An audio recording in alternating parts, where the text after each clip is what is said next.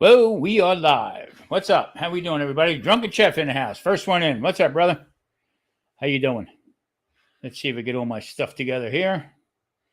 Let me go over here to find out what I'm doing. Do. How's everybody doing today? Let me see.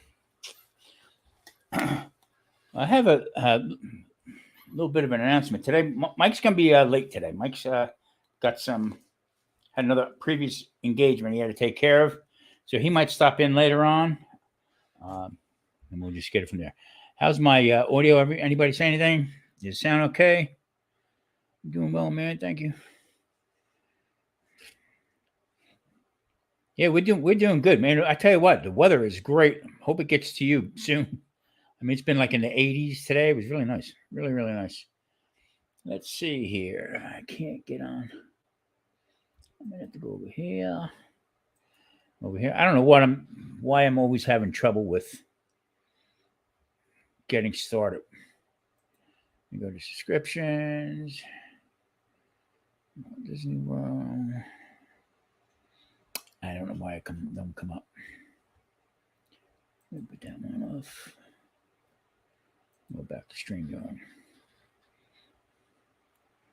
Let's see who else is there. Hey, Lindy, how you doing? Thanks for stopping in. Let's see. Yeah, Mike had a seminar or something he had to go to, and he said he's going to try to get in here a little bit later. I didn't want to not do it because we had already put it up that we were going to do it. So today I'm just going to go over a few things, pretty easy. I mean, the holidays are coming, so everybody's thoughts in the back of their mind has that little, oh God, what am I going to do? I can't, maybe I'll just have a little bit here and there. So you know what? You got to roll with it. I mean, there's no law saying there's no keto police going to come and knock on your door and say, hey, don't do that. I'm going to put this one up here. Open that up. I'm trying to. Let's see. Go home. Who's live? I'm live. I don't know why it don't come on. Anyway. So I'm going to see who still has wrenches and stuff. Who else we got in here?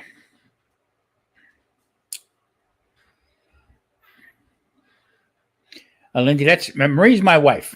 Okay, she's in the other room. She's making sure that I stay on track with keto. Now, anybody in the chat wants to put up their link, just type in keto, and it should you should pop your link right up again.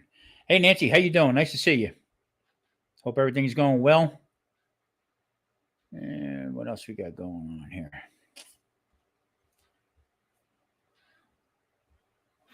I'm trying to get. I got a new camera.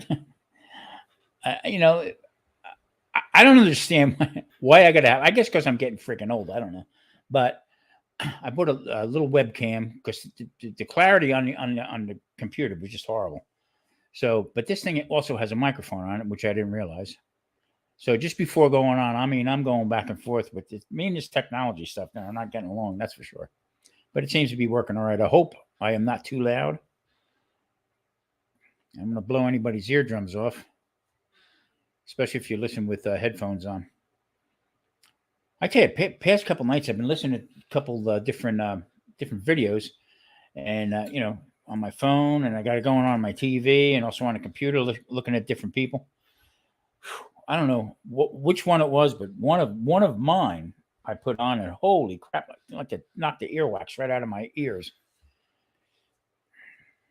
So, yeah, Chef, I tell you, it is like pulling. This is worse than waiting for a child to be born back in the old days. Holy crap. I mean, it go up couple, down 5, up 6, down. I mean, it just talking about, I'm really close to the 1,000 mark. And it's just, wow, too much. Hey, Lep, what's up, brother? You had a good show the other night. If anybody get a chance, check out Leprechaun TV, called The Hot Seat. He brings guys in and he gives them the grilling on what they do, the whole, everything. Kenny and Debbie, what's up? Well, I tell you what, they're on a nice ride. They're in Texas, I believe, at the Pine Cone Festival. Look like they're having a good time. Looks like a good place. Nice time. Randy, how you doing, Randy? Andy Shifter. Let's see what else we got going on.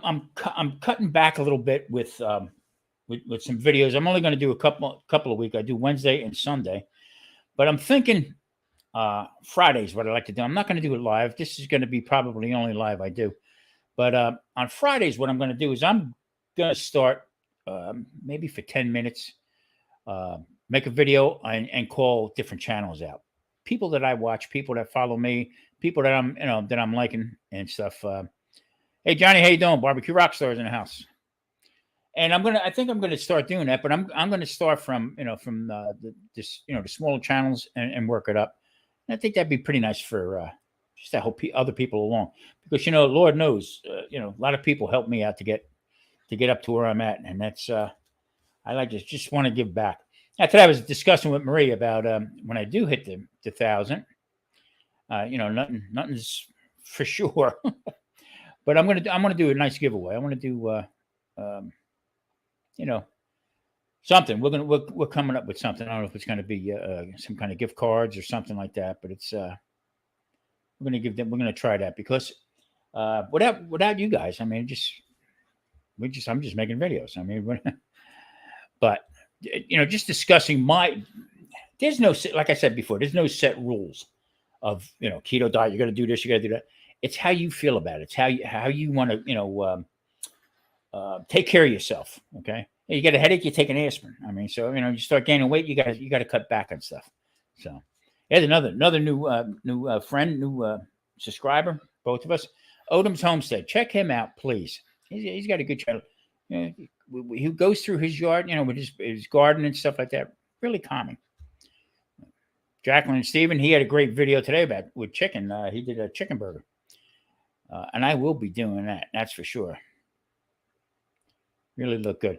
Like I said, keto, drop keto in there and it'll should pop up your link.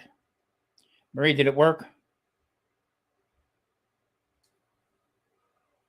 Yeah, Mike is. Mike had a previous engagement he had to take care of, and he says he's going to try to catch on. Get up on a little bit. So I'm having trouble seeing where I'm at going here.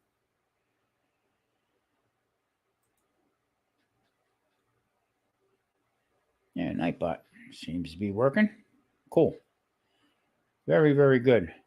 Like I said, everybody in here, check everybody out. Great bunch of people. I don't know. I mean, it's one of the greatest things that I've caught on to. I mean, you can meet people in the street and they'll just snub their nose at you. But I mean, something about YouTube, everybody cares about one another and looks out for one another. I think that's a pretty good deal. Now, I wanted to see Lindy. I don't know if you're still in here or not. I watched a little bit of Lindy yesterday with her and Adventures on Keto. And Lindy you said that you're doing for the month of November, or starting now, you're doing a carnivore. I think that's what you said, but you're going to go keto again for Thanksgiving. Now, you know what? When we say going keto, the whole idea is depending on where what your situation is. I'm type 2 diabetic. Okay. I had to lose weight. Yep. I had to get off the sugars. Yep. I had to get off the carbs. Okay. So that's a different approach for me than it would be for somebody who just wants to lose weight. But the key is getting your health back. I'm telling you, I'm off of 9 medications. I was on a total of 12, and I'm off of 9 of them. So does this work? Yes, it does. My doctor scratches his head and looks at me. I mean, I tried their stuff for 5 years. Didn't work. In fact, I got worse. But let's see here. Hey, Michelle, how you doing? Life Adventures in Keto. Type in keto and should drop your link. I'm having a rough time trying to get over to Not for nothing, Homestead. She did a live last night, first time.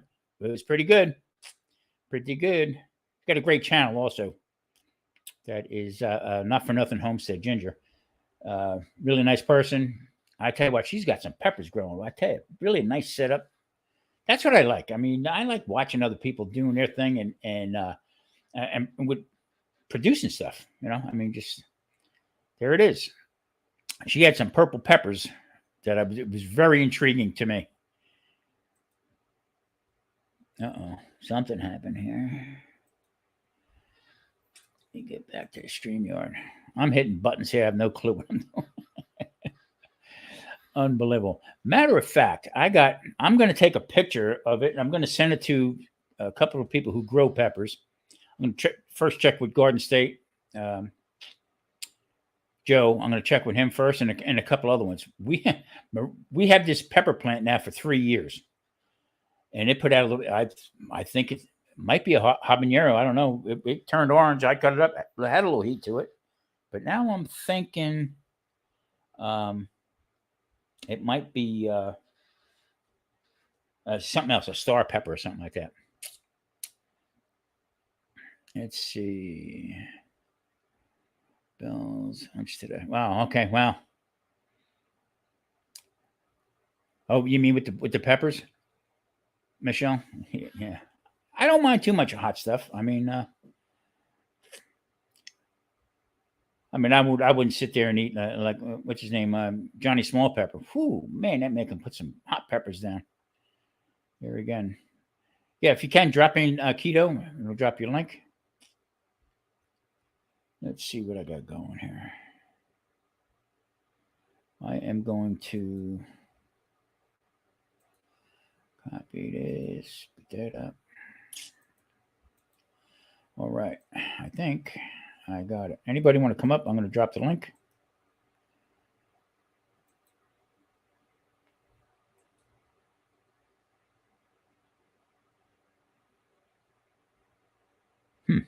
We'll see if that happens. I'm having trouble getting over to subscriptions. Why it's not coming up, I don't know. Let me go back over here.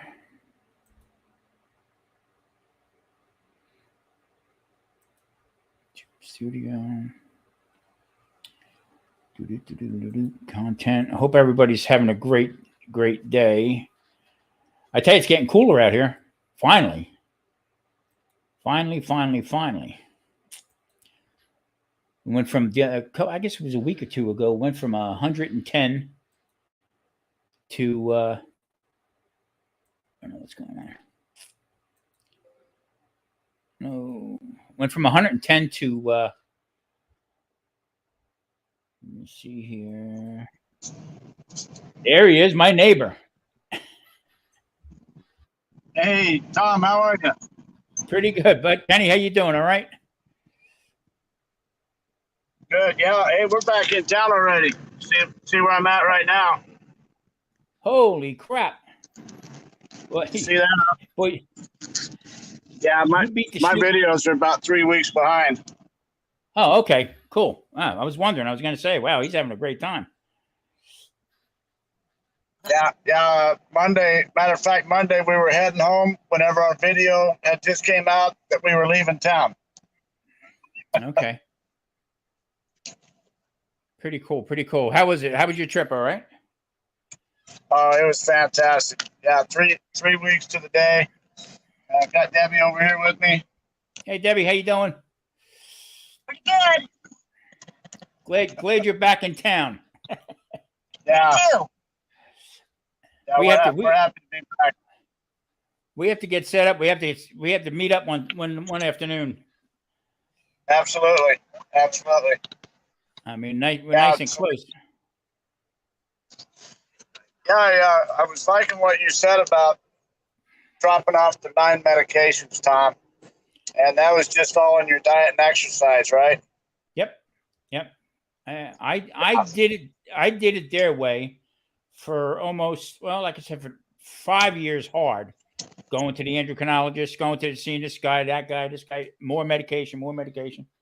I told Maria, I said, you know what? I'm not getting any younger. I'm going to be 68 in a couple of weeks. And I said, you know what? I had Yeah. enough. I had enough. I mean, if the worst is going to happen, let it happen now. But you know what? I'm back and got all my blood. First time in my adult life, my blood numbers, cholesterol, HDL, LDL, triglycerides, everything is normal. Oh, that's great. Yeah. So I mean, it's just what you put up in here. That's basically what it is. I think it's right up here. It's one. Yeah. Sorry, Tom. We're looking for a place of business right now. We got to go check on some. Yeah, I was, my cholesterol and everything got up there, and I got on a good diet and exercise about 3 or 4 years ago. Dropped everything back down, but of course I fell off the diet.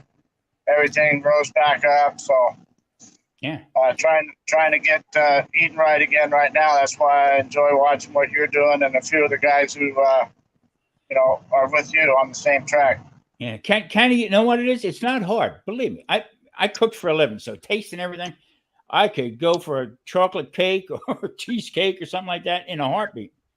But I know I can't. But I know I can't have it. So I mean, it's almost like if I do have something off track, it's almost like a hangover, almost like a bad hangover. Right. I guess you know what I mean. So I don't particularly care for a bad hangover anymore. So I don't know. I guess it's probably like everything else. Is you get a little depressed whenever you fall off the wagon, and you beat yourself up, and I don't know. It's probably likened to somebody who has an alcohol problem, Oh yeah, basically what it is. I mean, they got us. And no, I don't do conspiracy theories. You're responsible for what you put in your mouth. But I mean, yourself out here in Vegas. You go to one of them buffets, okay? What's the one thing they have the most of? Dessert. Oh, dessert. Absolutely. So you're screwed. Yeah. I mean, you're going to go to get a couple slices of meat, maybe 3 shrimp, sit down, eat, and then stare at the cheesecake. Right. You know what I mean? It's almost a joke. First thing we do when we go to a buffet, you walk the whole buffet, you see what you want, you check out the desserts, and then you go sit down and start making your plates. Yeah, I mean, it's almost like you walk into the buffet and you say, "Hi, my name is Tom." Yeah, I'm a sugarhead, but I mean, I was thinking before. I said, you know what? I go to the doctor back when I was a couple pounds away from 300 pounds. Yeah. And I couldn't move the whole 9 yards. Anyway, I'm thinking, I said, I was going to the doctor every 2 weeks. Back in, this ain't working. That ain't working. We put you on different medication, that medication, and just started chasing my tail. Now I'm 6 months, brother. I don't have to go, for another 6 months. And that's just because of Medicare. They encourage you to go see the doctor every 6 months. Now, the doctors aren't the problem. They're going to give you pills no matter what. So, you go in and get your oil change in your car, they're going to find something wrong. Right. So, so that's basically the same thing. I don't know. All right, Tom. I'm getting a dirty look from Debbie right now because we're passing up the businesses that we're looking for over here on Boulder Highway. And I'm the one who asked her to bring me out looking at these places. So I want to stop and say hi and introduce ourselves to you, okay? Kenny, I appreciate it. Thank you so much for stopping at any time, brother. Okay, Tom. Thank you. Have a great day. Okay, bye-bye. Bye. Now he's a neighbor. He lives in Henderson where I do. So we got to get together and go do some lunch or something. I'm having, I don't know, maybe try it this time now. Customization, copyright, that ain't doing it.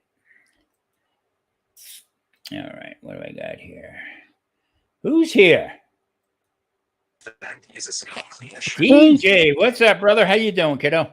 I'm good, Tom. How are you? Oh, I can't complain. Nobody will listen, DJ. Nancy said we're gonna bring Nancy up. Nancy, how you doing, kiddo? Hey, I'm doing good. You feeling better? Always, so. Yeah. You got Indian Hemlock in the house. Hey, brother, how you doing? A lot of great channels stopping in. I appreciate it, really do. Nancy, what's cooking? Anything? Well, tonight we tried something new about Wicked Foods. It is, they came out, that's a dairy-free company. So they have dairy-free pizza. Oh, cool. So this one is like the veggie one. This one is good. I just did a quick video. I'll put that out tomorrow about taste testing it. But it's nice to see more companies coming out with dairy-free stuff. Because you know what you got to do, because a lot of same thing with keto. Okay, a lot of people come out with different keto products, but the thing is it good for you? Okay, so you got to look at you really got to read the labels. You got to become a label reader, and then you got to get your phone. Okay, read the label, and then you got to say whatever the ingredient is to see exactly what it is. Okay, because a lot of it's sugars, a lot of carbs and stuff like that. So, but yeah, I mean, they're seeing people getting away from that traditional stuff that's hurting people. Plain and simple. Exactly. Because Anastasia, she can't have any dairy because she's allergic to it all. So normal people on a scale would be like a 0.3. Hers is 11.7. Wow. So even if she touches like the residue of milk, regular milk or whatever, she just breaks out in halves. So now, now how do you keep a kid, from there again? You got to become a label reader. Exactly. You really got to watch what you're giving a kid. I mean, because you don't want to see the kids sick at all. Yeah. DJ, what's cooking, brother? Not much. I mean, I'm doing a really specialized food this coming Friday. So, yeah. That's cool. That's cool. I see you got Friday going on with Devil Dog and Belt Loop. Yep. Yep. You got it. Pretty cool. That's pretty cool. Pretty cool. That's gonna be good. Yeah. I mean, Nancy, I see you got a sweater on. Is it cool where you are? I'm always cold now. I used to be always hot. Now that there's all the stuff going on in my back and everything, I'm always cold. But I take that back. I'm not always cold. In the mornings, I'm okay. And then by between 12 and 2, I'm freezing. And I'm just like, this is ridiculous. We went last week. Yeah, it was last week. We went from 114 degrees to 68. Mm-hmm. I mean, I turned the light switch on and what the hell? Well, we got a cold front coming through.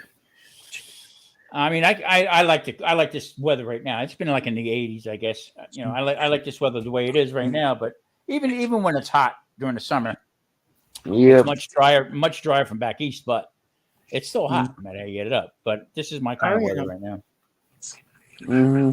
I said Marie last week. I started making soups and stuff. As I'm making soup, I'm patting my head because I'm sweating. I'm gonna need ice cubes in my soup. Oh yeah, it's definitely got a stick to your ribs kind of meals. Yeah, as we called them growing up. That's what we were talking earlier about. With Thanksgiving's coming up and everything like that. This time last year is when I started edging into some of the sweeteners. Okay, you can have this, you can have that. I can't. I just can't do it. And what it did was my blood sugar numbers were running really good from keto and stuff. Right. And then all of a sudden they started getting higher and higher and higher. So it just came to the fact that no matter what the sugar, whatever the sweetener's made from, I can't have it. I just can't have it. So Marie says that's because I'm a sourpuss. But I use stevia because we use. Yeah. I can't even use that. Oh my. Yeah. So I guess lemons are my thing. Oh, Anastasia loves lemons. She'll eat a lemon. No sugar, no nothing on it. She'll eat that whole thing. Yeah, my daughter was like that too. She would sit down and tear one up. But Oh my goodness. So this is going to be the challenge for everybody this year is going to be who's doing keto or low carb or carnivore or stuff like that. I mean, with all the, it's funny to see. You go in and you look at a couple steaks that they want $40-$50 for. And you Right. go over by the bread aisle and you see pies for $1.99. Exactly. Okay, so I mean, it's going to be a challenge for everybody. It's getting a little tight with the money, and what what are you going to do? So Exactly. Like I say, it's cheaper to eat junk food than it is to eat healthy. thank you. And then then you got the social, without saying any, not social media, but those in the news and stuff saying you need to eat healthy, you need to eat this, you need to eat that. Well, bring the food prices down so everybody can afford it. Yeah, and you know what it is? They're trying to. All the food companies are trying to reap what they lost for 2 years. Mm-hmm. Yeah. So, and the bottom line is, okay, there's no either side that you can blame on that. It's the big business that's doing it. They're trying to reclaim what they lost. In the same token, though, then I go a little step further. So if you know eating healthier is better for you, why do they tell you that this stuff is sugar free? This is okay. You can have this. You can have that. Low carb bread, still bread. Exactly. So even like somebody like you with the dairy and stuff. Well, I tell you what. I mean, if doing keto now, we eat some cheese, and Maria makes some cheese crackers and stuff like that. Okay, Right. I use heavy cream in my coffee.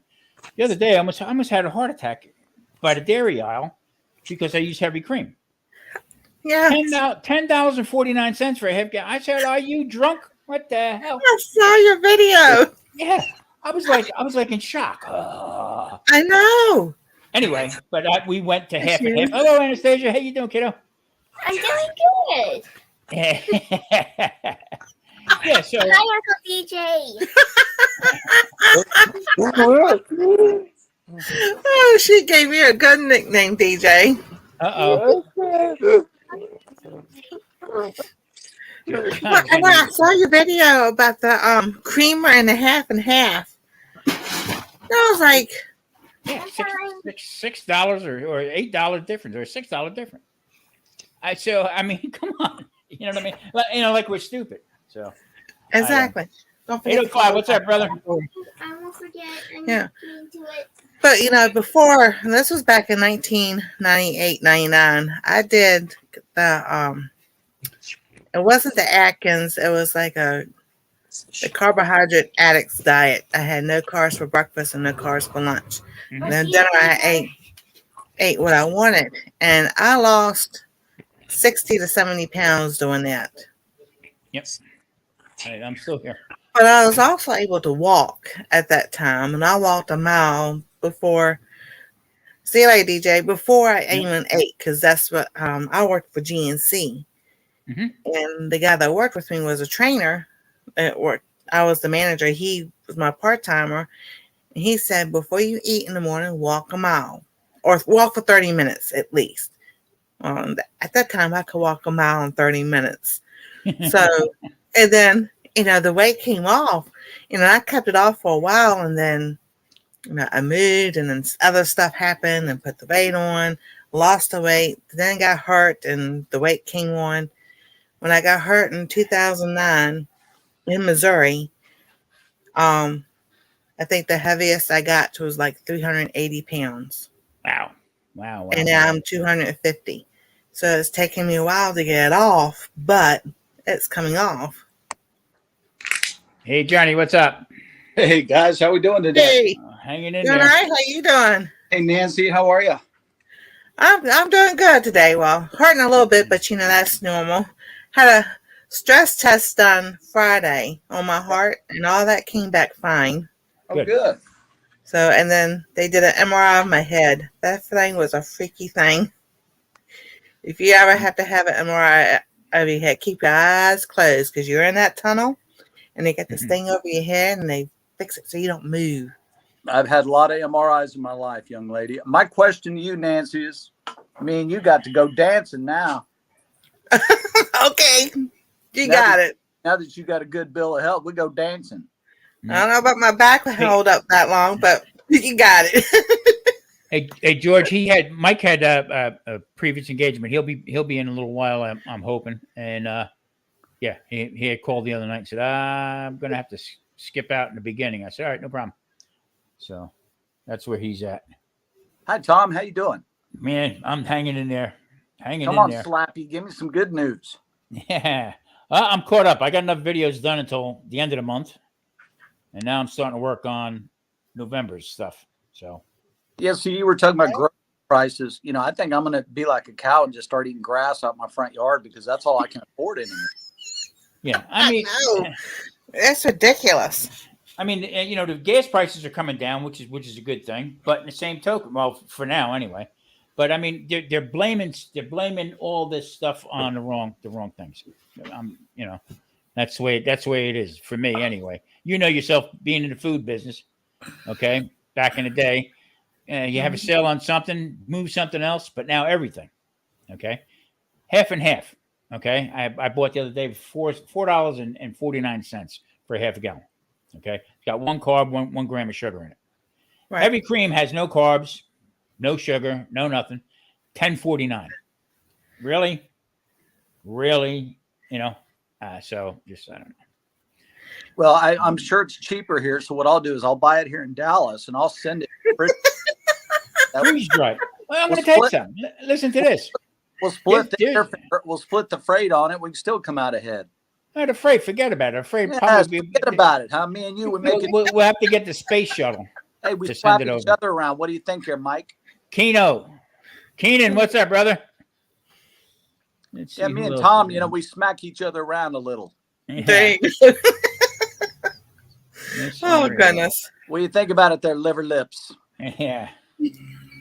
Keenan, what's up, brother? I was sitting there thinking, I was putting in the chat before I came, but I got to come up with some other ideas with turkey and chicken. Yeah. So, Tom, I tell you and Nancy that, you know, I'm Nancy. I don't know if you've been following me in my journey with my back surgery I just had 8 weeks ago today. But I had 2 friends come by today. One of them brought me a case of water because I can't lift anything over 5 pounds. She brought me a case of water and some coffee creamer. And the other person made me a whole rotisserie chicken. And she and her husband brought that by for me for my dinner tonight. So, wow. Yeah, I was very fortunate to have people looking out for me. But, you know, I'll tell you what, I can't wait to get in that chicken, Nancy. You're talking about chicken. I can't wait to get in that rotisserie chicken she brought. Can't find for the life. Exactly. Because I know, if you haven't, you know, saw some of my videos, real quick, I have fibromyalgia, a 708 disc, the genital disc disease from the top of my head to the spine to the sacrum and both my knees, and plantar fasciitis. And went to the doctor and finally was like, it clicked the last time I went to him, beginning of September, that he did not have all my medical history because I'm not from Ohio. So I've lived in different states. So he doesn't have everything. So I started writing everything down. In fact, Davidall's keeper, she was one that said, Nancy, you need to write it all down so he will know. So I went back to him at the end of September and going over everything and things I've done ever since I was a teenager, symptoms and everything else. He started running tests. He goes, you're going to be a very busy lady. I said, good, because I know what I have. I want to verify it. And he looked at me. I said, Chris, do I have MS? He goes, that's what these tests are for. See, that's the next step to it. Okay. Mm-hmm. I watched a lot of people suffer for a couple of years. Okay. And the slow progression. And that's what it was. It turned out to be MS. I mean, now there's other ways to get around it, but it's autoimmune, basically. It is. Exactly. And that's exactly what it is. So they don't treat it properly in the beginning. Okay.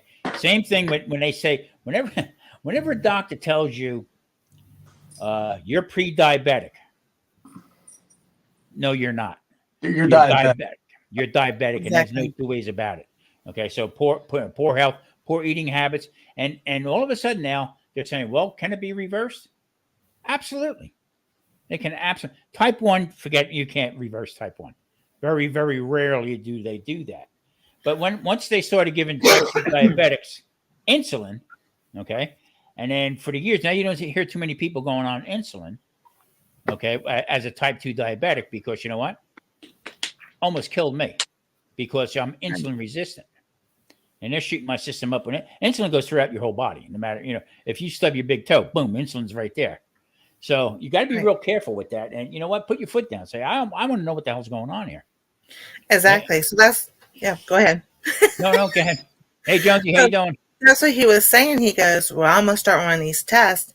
But he is thinking along the same lines I'm thinking because, the rocking thing, my head bobbles like a bobblehead. And I've just learned to sit there and control it so much. And I was like, I'm tired of, and I'm sitting there doing somebody, or my head's going up, like I'm nodding and everything.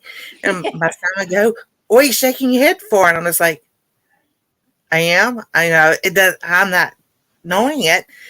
But I've done it so long. I've done it in high school. I've zoned out on my classmates, and they're like, you were gone for 15 minutes and nobody could get you. And he goes, yeah, we were running some tests. And in 2001, I call them episodes. That's right. Where I just completely, I can feel the blood draining from my head and pass out. And went to 2 hours out. And he goes, how long do they usually last? I was like, 15 minutes or so, maybe. I don't know. And that doctor said it's fibromyalgia. Yeah. That's the easy way out for them. That's the easy way out, because you know why? To get that test done, the insurance companies don't want no part of it. Okay? To go to the doctor now and tell them you want to know what your insulin numbers are, oh, we can't do that unless you want to pay out of pocket. Okay? It's a couple $1,000s to get that done. All right? Exactly. Unless you have I'm on Medicare. Okay? I mean, I don't have any extra stuff coming in or anything else like that. So I'm at their mercy until I say, you know what? I had enough of your bullshit. Excuse my French. Exactly. Okay? And this is what I'm going to do. Oh, that's not sustainable. Like my partner Mike says, let me know when the non-sustainable part doesn't come in. He's been doing it 4 years and lost 110 pounds.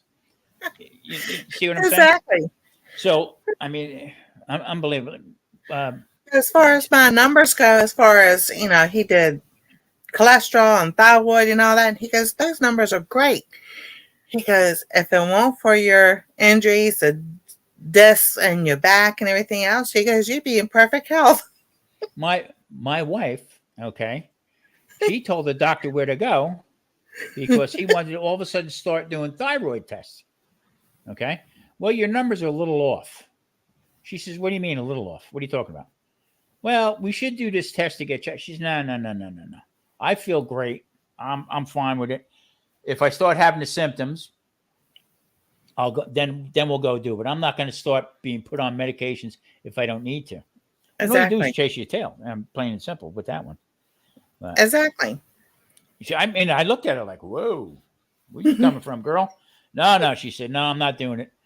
We had to go across town, okay, and get these tests done. They had everything asked backwards, okay, with her name and numbers and stuff like that. So I said to her, I don't know. You might come out like Frankenstein, doing the wrong stuff here. So you got to take care of yourself. You really got to look out for yourself. Exactly. Yeah, I went across town one time and I came back like Frankenstein. I did. Yeah, you did. You playing it right? Little Edgar Winter. Yeah, he played at our place many years ago. Him and Rick Derringer. But I will tell you this, Nancy. My sister was diagnosed. My sister is 50 years old. She was diagnosed with MS when she was 19, I believe. Mm-hmm. She has had. Now, let me tell you something about my little sister. She is a former triathlete. Okay, she used to run the 50 miles and swim the 10 miles and bicycle 30 miles or whatever it is. She's run the Boston Marathon, the Chicago Marathon. She's done all that stuff. Last time she ran the White Rock Marathon, she actually came in right in front of Troy Aikman. When you see her come across the line, you see Troy, the former Cowboys quarterback, right behind her, going, right behind her. He just happens to be in the picture. But to this day, now she takes a lot of medicine. And she has very good insurance. She's a certified physician's assistant. My sister is. She has very good insurance. She still pays out of pocket $1,900 a month for these 3 medications she's on. She has not had one episode. She has not had one. All of her enzymes, everything in her whole body, her neural function is normal. She is like she doesn't even have MS. She still once you have MS, you don't get rid of it. It doesn't cycle back. So my sister, I'm just telling you this because I don't want you to, if you do get this sentences, people call it a death sentence. It doesn't have to be. My sister, in the old days, this, you get MS, you get in a wheelchair and you die because we didn't know any different. Not anymore. My sister is in better health than I am, and I'm a former U.S. Marine. She has MS. So my point to you is don't ever give up your, I know it's hard to move. You have all the degeneration in your spine. I do too. I just had some. Hey, Michelle, I just sent you a wrench. I'm going to have a left hip total replacement as well because I'm 53 years old and I got to get my hip replaced. It doesn't matter. We're not done yet, Nancy. So my point is, you keep on. Have a good, strong mental outlook. Don't let any one of these mental things incapacitate you because you're stronger. You have to be stronger. Sweetheart, listen to me. Don't let anyone ever tell you anything different because God will always be through too. So just so you know. Amen. Thank you. Yeah, it's just some days like today we got a cold front coming through with rain and everything. So I can really feel it because it feels like, it feels like somebody's pulling me down and pushing. And I was like, wow, I told my doctor, I just want the right diagnosis to get on the right medicine because that's all by this time of the evening, forget it. Y'all want something downstairs? You gonna go make it yourself because, that's it. I'm done for the day. And I'm like, I told him the best way I move is think of Carol Burnett's show and Tim Conway when he does the little old man and he's just shuffling along. I like that's how I am, but it's so funny. I have to laugh. I can show you right over here. I have one of them Easy Goes, the cart with the thing on there. My one leg, I have 13 screws, 4 plates. My other leg, I have a screw, and I broke my ankle on that one. My goodness. Okay. I walked with canes. For years. And I said, you know what? I don't need them. I don't use it no more. We take our walks and stuff. It's up here. You got to make sure you get yourself straight. And Nancy, I will tell you that before I had my surgery, so I broke my back in 1989. That's where all my back started. So I broke my back, and my back degenerated over time. John, just hold 1 minute. Somebody I got to acknowledge here. Okay, I'm sorry. No problem.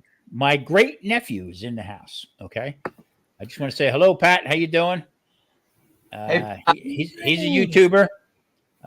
He's awesome. He's a good little. Yeah, he's a good kid. Hey, Pat, holler at your boy now, Barbecue Rockstar. Holler at me now. I'll set you straight, baby. All right. Or I'll corrupt you, one of the two. I don't think so. I don't think so. Hold on, there's Tom looking at me, Tom. I don't think so. Tom right there. Wait, where's Tom? Tom's right there. Hi, Tom. But I could not walk. Over time, it got to the point where I was in a wheelchair. I was, and I'm one of the most active outdoorsy type camping, fishing, golfing, adventure guys you can imagine. I will tell you, it got to the point where either I was going to get my back fixed or I was going to take a long walk off of a short pier, if you know what I'm saying. Yeah. I know what you're saying. I've been there. I was like you. I was hurting in every direction. I could not sleep. I could not function. I could not hold relationships with people. It was tearing me up upstairs as well as my body. My point to you is, sweetheart, don't ever give up. I'm sitting here today and in years. Now I still have a lot of trauma because of the steel I have in my body, But baby, don't give up, please. Oh, I'm not giving up, and that by Right. no means. Right here. Don't and listen, don't just say meds. Meds aren't the answer. Meds are only there to help get us by. It all starts and ends meds right here, babe. I want to welcome yeah. in have somebody in the chat. I got to make sure I say 101 Foods, 101 Foods. Okay, check this channel out. Guy can cook. Right? He's got some, All right. does some nice Oriental stuff that he does. Really good channel. Great person. I mean, really in depth stuff. Really like it. 101 Foods. If you can, type in keto and drop your link, if you don't mind. Yeah, everybody check them out. I'm sorry, guys. I want to make sure I pay attention. I want to make sure I pay attention to the. I'm done. Chat also. I don't know. Listen, hey, that's what these conversations are for. That you and I can connect on a one-on-one, and I feel for you because, your situation and mine are not that far off. And I know what it made me feel like, and it may be different for you. It may be similar to you. I don't know. But all I'm saying, as a human being, we're all given this. And exactly. It's stronger than any medication. It's better than any doctor's hand. It's better than money. It's better than gold. Your brain. And guys, I'm living proof. I'm sitting up. I'm sitting up straighter than I have in years, since 1989. So if they tell you might have to have surgery, have the surgery. I was scared to death. I was thinking about disappearing forever, but I'm glad I didn't do that. I'm glad. Yeah, but by no means am I saying to anybody, don't listen to the doctor. No, we need the doctors. Without a doubt. Without a doubt. Okay. Right. But when you go to the doctor's office, okay, and you're there in 10 minutes, 15 if you're lucky, to explain to them everything that you're trying to do, okay, and they're going to fix you in 10 or 15 minutes, it's not happening. So you got to take care of yourself. Mr. Charlie, what's up, brother? Good afternoon. Good evening. Hello. I have to correct one thing that you guys said. Frankenstein is the doctor, is not the monster. Oh, well, see, I meant he was a monster. No, the monster is the monster, the creature, the whatever. But it was Dr. Frankenstein and his creature. There you go. So, and is Mike just waiting for the Braves game to start? Here we go. Because they're in a rain delay. So you know what? Now, Charlie, now you're bringing up something here. Son of a gun, I think that might be right. All of a sudden, he come up with this. He's got to go somewhere. I got to do something. He's waiting for the game to start. He might have to wait until tomorrow. That's correct. By the way, I got your package. Thank you so much. We're gonna. I want to sport my. This is from Lance from Sleeper BBQ. Yep. Very nice shirt. It's all embroidered and that's great. So he does nice work. It looks like he's doing nice work. He's Dog Father's here. Lance is from Southern Maryland, and we used to. Our summer place growing up was in Southern Maryland, not too far from where he was. So we. No, that's better than the Bill. She's watching. Oh, okay. The Dog Father's in the house. I appreciate you coming in, brother. You know what? Y'all are from Maryland, Charlie. You were saying. Yeah, that's Lance lives in and has lived his entire life in St. Mary's County. And our place was in a place called Compton, which is a little pin on the map in St. Mary's County. But we do go back and forth about the value and the how nice it was in St. Mary's County, where go to Don's General Store. Hi, Marie. Lance is a great guy. I love watching his stuff, and every time I watch him, I think, yeah, I know exactly where you are. Just right down the road. Did you see his new one he put out? But the bacon wrapped eggs. Yeah, I said, Lance. He said, I hope it turns out all right. I said, Lance, you're knocking, you're killing it, buddy. You just made what did I call it? Sleepy Sammy by Lance. He said, that's pretty cool. Yeah, he's got a great channel, and he's trying. I guess he's trying to kick off his with the hats and doing the embroidering and so far what I've seen him and what he's been coming up with is freaking awesome. Really nice stuff. Yeah. He did that. He did from behind the garage. He did which he said was a big take on for Craig with the American flag and stuff. I tell you what, it really looked good. So That's cool. I told him I'm going to send him up some stuff and see if he can come up with anything for me. But I want everything spelled backwards. That's all, just to confuse people. Well, it suits your personality. Yeah. Okay, question time. It'll be being right to be correct on the screen. Yeah, or in the mirror. If you looked at it in the mirror, it makes sense. Yes, I do. I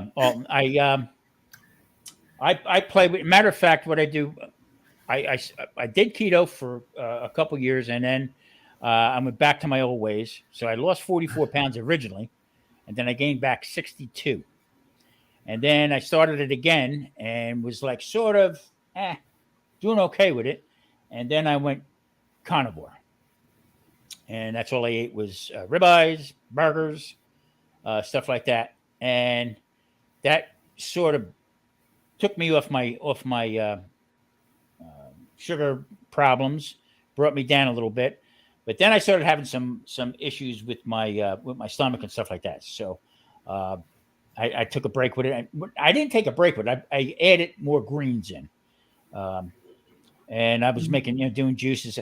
Who would ever think that I'd be juicing collard greens and green apples?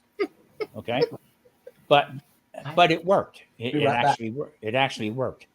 So yeah, I every once in a while I'll just have a couple steaks or whatever in a week, not every day, but just to try to get back on track again. Because if I eat just regular, like just chicken, just lean meat, my sugar goes up. Really? So if I just eat chicken, if I just do a high protein eggs and chicken, that's it. My sugar will go up because protein will actually turn into carbs and sugar. So I gotta be on the fat side of things with it. So I gotta have the avocado oil, the olive oils, the butter. I don't go crazy with it, but in the same token, that's why I started with using the pork rinds.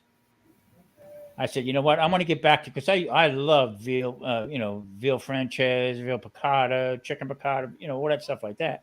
But with the breading, Right. man, you can only have it so many times without breading on it or a coating. So I started dabbling with, with the pork rinds to get a good coating on it. Now people say, wait a minute, you're doing it backwards. You're putting the breading on first and then you're putting in the egg. Well, if you do it the other way around, especially with the pork rinds, the oil that's in it, it doesn't stick to the egg. It'll just come right off in the pan. So unless you take it and put it in the freezer for a little bit. So That's a good idea. Yeah, so I do that first, and actually works out pretty good. My buddy actually shows it. Yeah, it does. That's right, Michelle. Anybody out there, also check out Life's Adventures in Keto. She's got a great channel. She's very into the keto stuff and her her life and stuff. What she makes, good channel. Michelle's got a great person also. Hey, can I give a shout out to Mike real quick? Yeah. Since he's not here, I waited till today for the Mike and Tom show, or the Tom and Mike show. We haven't figured out which. I get top billing right here, huh? Mike. Buc-ee's. Oh my goodness. Beaver nuggets. Look here. Now, these are not keto. I would think so. Not diabetic friendly, but Mike, because Mike would know, Mike would get the joke. That's for you, Mike. Fat and eating. Well, the game still hasn't started yet, so he's not coming on anytime soon. I'm gonna have to have a little chat with him with that one. Yeah, straighten him out there, Tom. Huh? It's son of a gun. Slap him seaworthy there. Days, You know? I'm reading. Hold on a minute.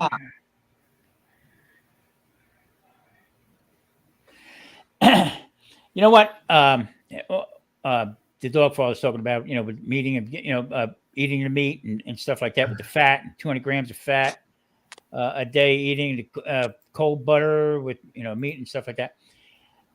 I mean, at first I thought that was a bunch of crap. Because, we're taught too much fat. Back in the day, ribeyes was a garbage cut of meat because it was so fatty.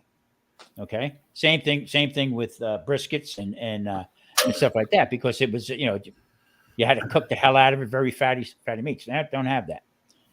Now come to find out, best thing there is, and they capitalized on it actually. Okay, but the prices. Yes, they did. Just be careful out and with putting. I'm not a big guy of drinking oil. Okay, I am. Hey, hold on a minute. I am a part of. Do it naturally. Don't go ahead. People make what's it called? Bulletproof coffee. They put MCT oil in and butter, mix it up, okay, and then drink it. Yeah, that's too much oil. Just I wouldn't do that. I would. Yeah. I tried it. Don't get me wrong. So just do everything naturally, and you'll be all right with it. Really will. Especially if you have sugar problems. I can't put oil in my coffee. That's like, it makes it just taste weird. I got to tell you, when I first did it, I said it tasted really good, because I don't eat anything until 12, 1 o'clock in the afternoon. That's when that's when I start getting hungry. So, but in the morning I got to have my coffee. I don't care what anybody says. So I used the heavy cream in there, and I started having a little mixer in it, mix it up a little bit more. Right. And one day I said, well, you know what? I'm going to try some MCT oil. Too much MCT oil, okay, which is a derivative of coconut oil. If you have a little bit too much of this MCT oil, you will spend your rest of your day thinking if you want to paint the bathroom or not, or how much you want to clean the tub. So you got to be real careful with that. That's why I said drinking that stuff, or that off the wall stuff. I would take a break from that. I wouldn't really. Just get it naturally. Go ahead. Get it naturally from what you eat. From what you're eating. You're gonna have a ribeye steak. Exactly. You want to put a little bit of butter on it. Go ahead and knock yourself out. But other than that, I wouldn't go drinking it. Or, Here she is, Anastasia. On off. No, I like putting like cinnamon or allspice. Or like just not a whole lot, but just a little shake of like either pumpkin pie spice. And here lately, I've been putting a little bit of cardamom in my coffee. I only drink maybe 1 or 2 cups of coffee in the morning, and that's it. You fancy. Now, it's better than going to buy it and do it yourself. Bootsy's here. Hello, Bootsy. Now, Tom, got a quick question for you. Yeah, go ahead. In your video, the pickle one you just did, what was the music that you had at the beginning? Because it's not in your liner notes, and it's kind of a rockin' beginning, as I recall. Yeah, that's actually, I got that from, I don't know if anybody else uses YouTube music, okay? But if you go looking for music, you can't specifically pick out what you're looking for. So that was actually from big bands, they called it. Band music. I'll get it, Charlie, and I'll send you the. Well, there's a Springsteen song when he was live in Dublin. I forget which one it was, but it was kind of that beginning. And I'm listening to it. And I'm thinking, okay, keep going. And,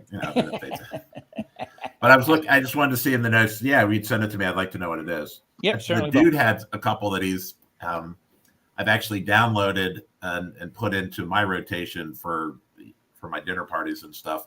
So he's got his finger on some good music too. So I'd like to grab that and put that in. I also think that him and Patrick have been. I think Patrick's been getting some of the music, and passed it along like that, because Patrick has some good stuff on there. Yeah. Really does. Really has some. That one I tripped over, Charlie.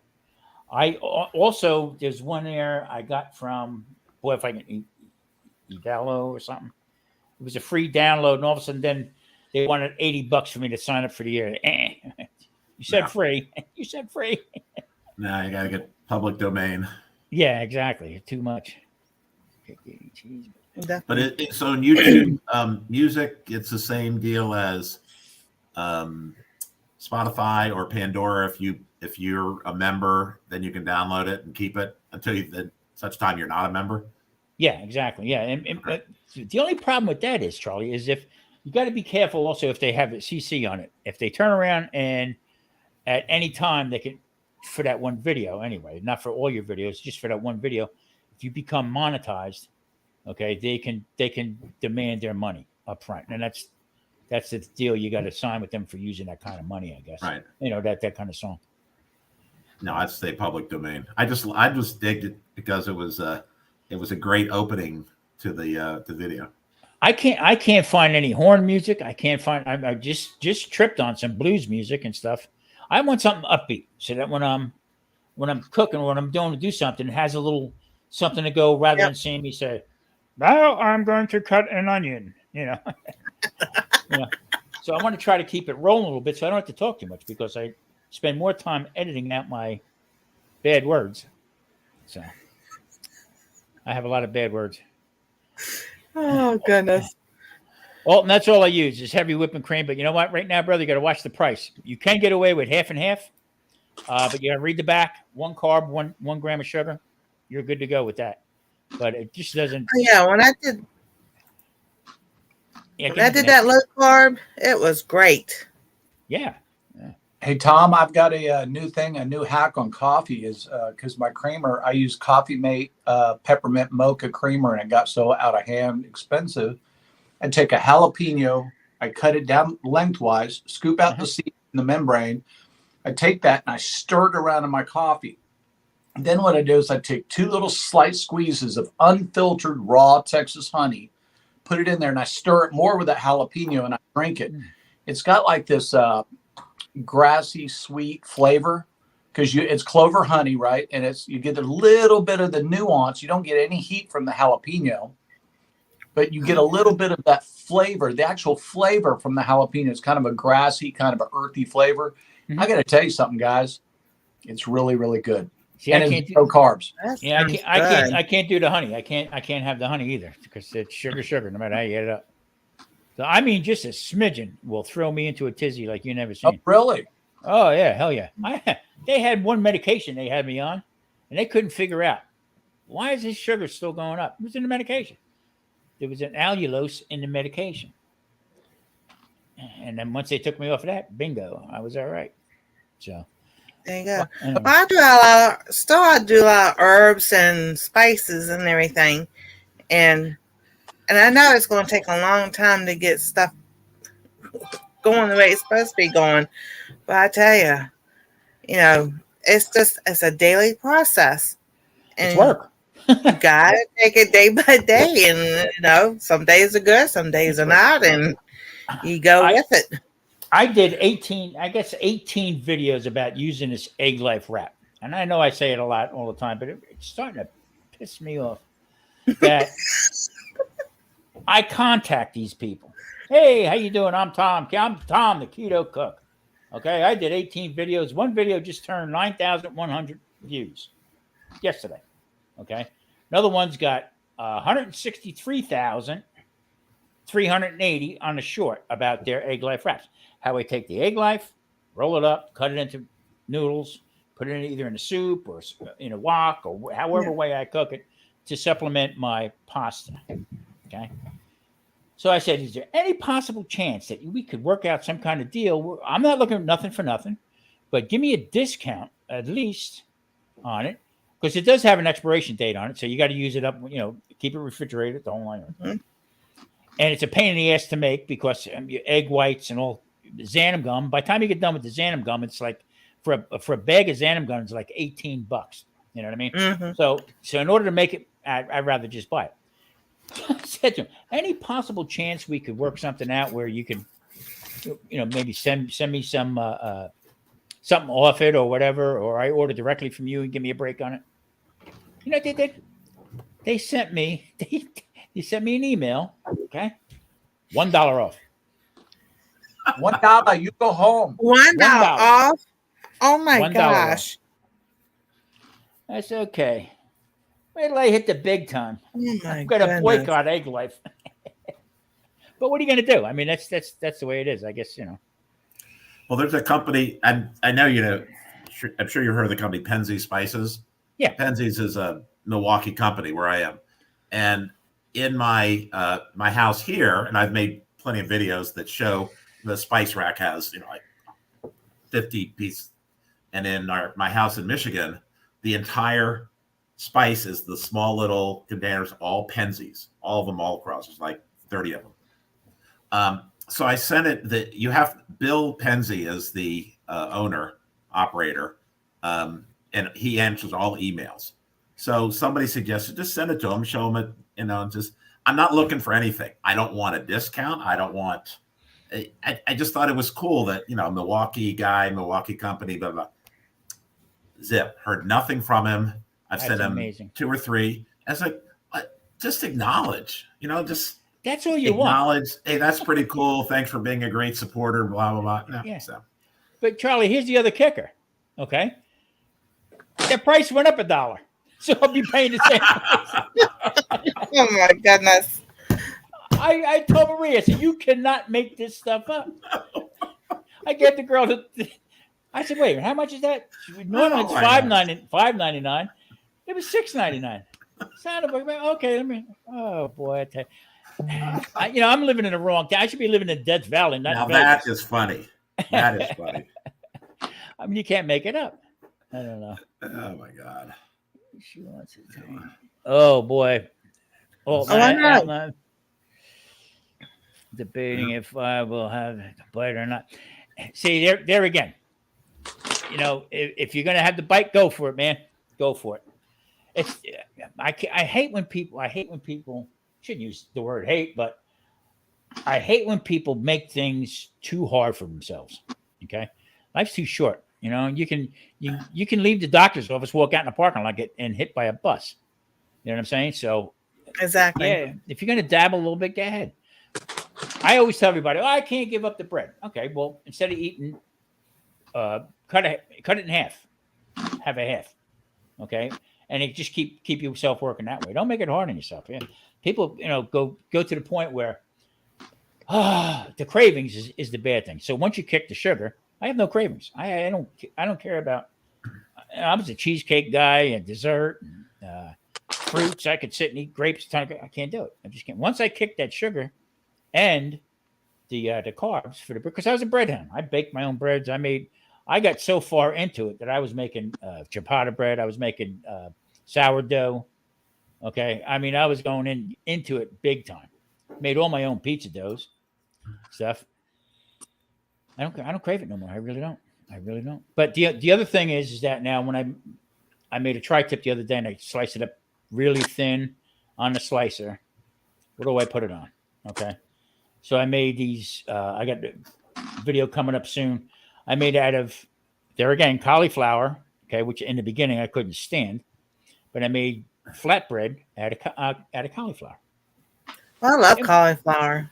And you know what? It wasn't bad. And I got that from Little Fish in the Kitchen. She made it a couple weeks ago. That's where I saw that, yeah. Yeah, and I said, you know what, Marcel, I got to give it a try.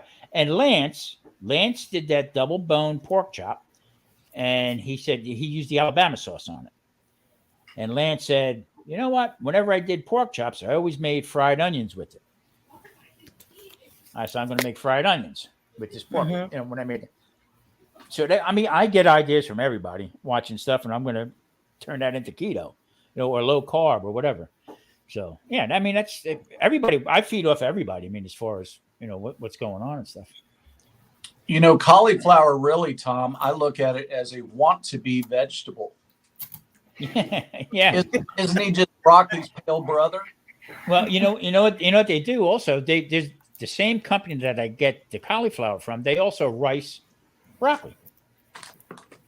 So I said, I can't wait for St. Patty's Day. I'm going to make green bread the hard way. But there you go. Well, I was using the Ezekiel bread because when we first started buying it was $3.99. Well, over the last year, I went up to $4.99. Well, in the last 6 months, I'm up to $5.99. I didn't know it went up to $6.99 until I was looking at it on like the Kroger website and everything. And I told my son and daughter-in-law, why didn't you tell me the bread went up so much? Yeah. Because it was something that I could eat and not use regular bread. I said, forget that. I'm not eating bread that much. I'll just make my own bread. and that's got higher carbs in it than anything. Right. Yeah, because I was on that kick too. It's funny that when you go to going to the doctor and they're going to set you up with nutritionists, okay? And you go to nutritionists and they say, well, you can have this, you can have that, you can have this, you can have that. Don't eat this, don't eat that. And then to come to find out everything they told you, not good for you. Exactly. Not at all. So I was like, I was like, I can add my own flax seed, my own milled flax grain, or whatever else I want to add to it and make my own, because we really don't. I would sit there and I looked at how much bread I was actually eating, and I was like, one loaf, and Ezekiel bread, that loaf is not but that big. I mean, it's not like a long loaf, and it was in the fridge for because it has to be cold. One could last me for 2 weeks, and I was like, the first time I had that, I said, you know what? I could probably get away with some particle board, be even better for me. But that stuff, I mean, holy, talk about fiber. You could actually feel it going to work as soon as you swallow it. Oh, yes. Hey, Charlie, I got the answer to the high price on groceries. Would you like to hear it? Sure. I think we should all become farmers and fishermen. Grow our own vegetables on our own little plots, raised bed plots, and go fishing every day to catch our protein. What do you think? I'm too lazy. That's the truth. And you know what? Everybody is. We got so accustomed to it. Nothing against anybody that does homestead and stuff like that, but I think that's the right move. But they did that for years. But what happened was everything got commercialized. Okay. I can remember as a kid sitting in front of the TV tray, watching a black and white TV with alphabets. Okay. Alphabets had more sugar than Domino's could produce in a day. Okay. And then like this. And my mother would say, you act up again, you're going to get a crack. Okay, Mom, I won't. Drink your milk. It's got sugar in it. Okay, good. Drink it down. I'd be bouncing off the walls. But that's what we were accustomed to. And that was the quick, easy way out. Pop-Tarts. You know what I mean? Just crazy. Well, we're talking about gardens. I remember growing up, my grandmother and my aunt and them, and then we had a garden in our backyard till I was like 13 years old, and then it was just by that time easier to buy stuff in the grocery store. But during the summertime, my older sister and I, we would be shucking lima beans and snapping the green beans. And I remember one year, and we had my mom worked with a lady that her dad was a farmer, and she would buy bushels of corn. And we were out there, and me and my best friend and her brother were shucking the corn and having a good old time. Yep. So, and usually I do garden. I do a container garden, but this year it was just like, that's not going to happen. I just couldn't. I was physically could not do it. Just on our balcony, Marie threw some seeds out and stuff. I got jalapenos. I probably got about 15 or 16 jalapenos growing out of a bucket. There you go. Yeah, and it's a tomato plant where she just threw the seeds out into it, and they're growing. So I mean, today I go to this one place all the time. It's a semi restaurant supply and open to the public. Okay, so that's where I get most of my meats for. I buy the meats in bulk. I cut up everything myself. Today they had chicken. They had 2 chickens. Sell by date for tomorrow. Okay, for like $8. I said I don't take chances like that with chicken. I just don't. I'm sorry. You can put them in the freezer. That means 3 months down the road they're going to be bad, no matter what. So chicken I don't play with. But most of the other stuff, they have a 3 or 4 day window on it. So, but chicken I don't play with. But they also have produce. But now I get 3. In regular store, you'll get 3 heads of romaine lettuce. Okay, for like $3.99. This place I get 6 heads. Okay, and it's Fox, and I get it for the same price. All right. Oh wow! Jalapenos in Sprouts, they're all shriveled up and this and that, and they're 2 for $1. Okay, and this place was 99 cents a pound, and they were huge. They were really nice. Okay, because at night, what we'll do is Maria will make some cheese, shredded cheese, Monterey Jack or whatever, pepper jack cheese, whatever. We shred it, put a little bit on a plate, and around. She has her own way of doing it. And then she'll cut up some jalapenos, some green onion, and that's what we'll chew on. Have a couple of them. That'll be our crackers, I guess, for the night. So here's your crackers. Go to sleep, you old bastard. She'll tell me. So, but that's what we do. But every place else is very expensive, and the produce is garbage. I'm sorry, it's garbage. You know, and you want you to pay top dollar for it. So that doesn't make any sense. I'm going to move to the country. I'm going to grow my own greens, my own veggies, my own onions, my own garlic, and then I'm going to go fishing and just keep my freezer full of fish. And I think I could live pretty cheap like that. Yeah. There you go.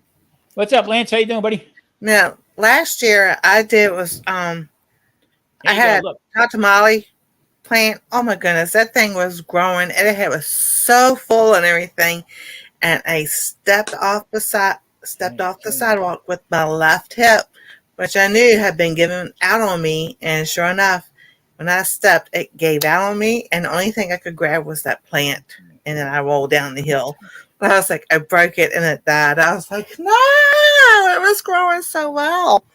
But I did get to save some of those. Those were cool looking. I'm trying to get Charlie up there. And then, but it keeps saying remove. And then I grew some okra. I love okra. So, and that's a beautiful plant. If you ever grow okra, that flower is just so pretty. There you go. Look at that, Lance. Sleeper look at that, buddy. So, yes, you know, I miss having, you know, flowers. I grew even in primrose. That's a beautiful flower, and it opens up at nighttime. So I took a video of it, and it takes exactly 6 minutes from that flower to open when it starts to open all the way. But it's just so pretty, and it opens at nighttime. Wow, that's cool. That's what it takes me about to try to win an argument. It's about 6 minutes, and then I lose, and then I walk away. That's plain and simple. She lets you talk for 6 minutes? Marie goes like this: "Get out of here." Yeah, it's just nice to let you go on for 6 minutes before telling you you're wrong. Mr. Tom, Mega Fred Zeppelin, what's up, brother? Tom, what's your I don't see a lot of fish stuff from you. Do you eat a lot of fish? Is it just because it's in Las Vegas you just don't get a lot of fresh? We don't get a lot of fresh, but you know what, Charlie? Every time I put up a video for seafood, it dies. Nobody watches them. Oh, really? Nobody watches a seafood video for some reason. For me, I like certain kinds of fish. I don't like salmon. Over the years in the restaurant business, cutting and cleaning fish, and salmon and stuff like that, I had my fill. Now I eat shrimp, and actually, shrimp out here is cheaper than buying meat. Some certain clams, certain mussels and stuff like that. I like that kind of stuff, like a cipollini or type of thing or whatever. But as far as getting any kind tilapia, forget about it. Tilapia is a garbage fish. I wouldn't recommend that to anybody. Yeah, I wouldn't recommend that to anybody. I like codfish. I like, but there again, right, for 4 pieces of frozen cod, okay, is like $36. Wow. So, that's a lot of money. We belong to a seafood CSA. Get a monthly box from Alaska. It's a Sitka salmon, is the name of it. Lots of salmon, and there's lots of cleaning. You have to take out all the pin bones, and so we have the freezer full, and that's one of the things that made me think I got another one coming soon. I got to start eating some more fish. Yeah, I mean it's there again. The work you put into it, and Marie eats no fish. But from your standpoint on keto, if you liked it more, that would be something you would eat more of. Oh, hell yeah. Okay. Yeah. Oh, definitely. Matter of fact, I was told Marie the other day, I said, I don't care what it is. I gotta start getting some more fish into my diet that way. Because you know what we're lacking from everything that we're eating, we're lacking iodine. Right. Okay. Mm-hmm. Iodine has a lot to do with your your mitochondria and also with your biome just for your gut. Help breaking stuff down. So you got to be real careful about everybody knocks iodized salt. Okay. And I don't say use it all the time, but every once in a while throw some iodized salt in there because you get your the iodine from body needs it for cellular strength. The iodine iodine actually strengthens your cells when they retain water. So you do need iodine. That magnesium and stuff like that. So all that stuff comes from fish, So I mean, lobster and shellfish, scallops, and everything like that. Scallops. I mean, it was a 2-pound bag of scallops. It was $54. And That's not cheap.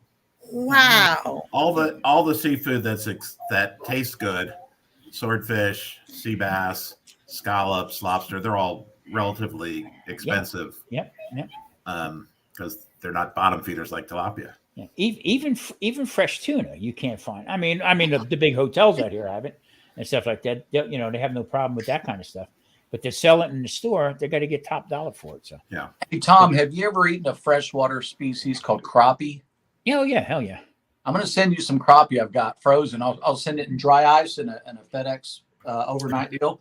Let me know what you think about it, man. Crappie it's so plentiful here and it's so easy to catch.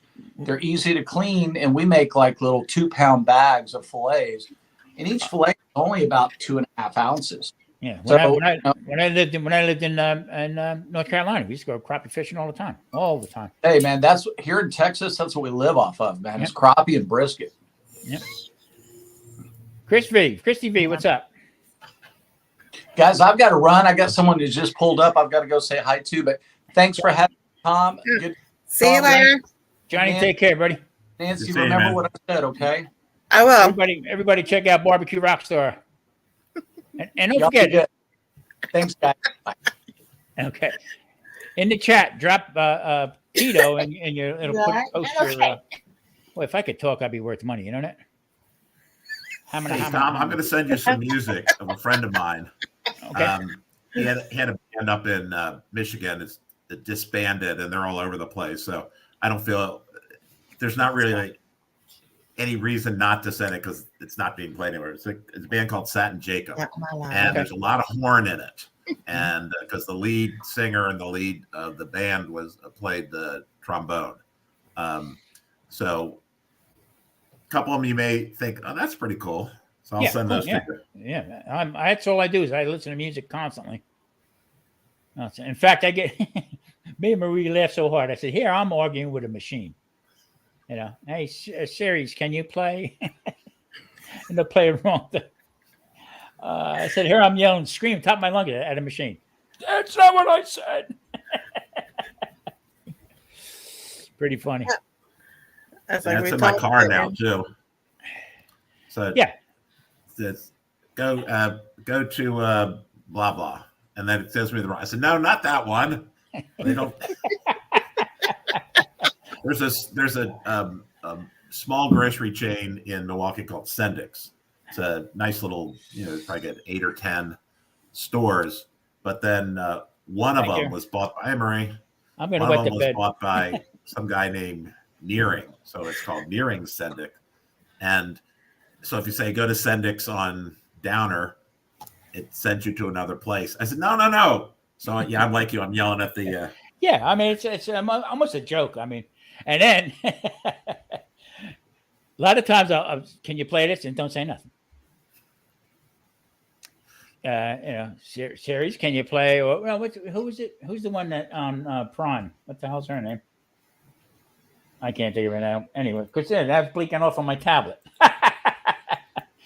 But she won't say nothing. Okay. I'll go into the bedroom out of the room. I'll go into the bedroom and I'll say something in the bedroom. Boom, she'll come on with something.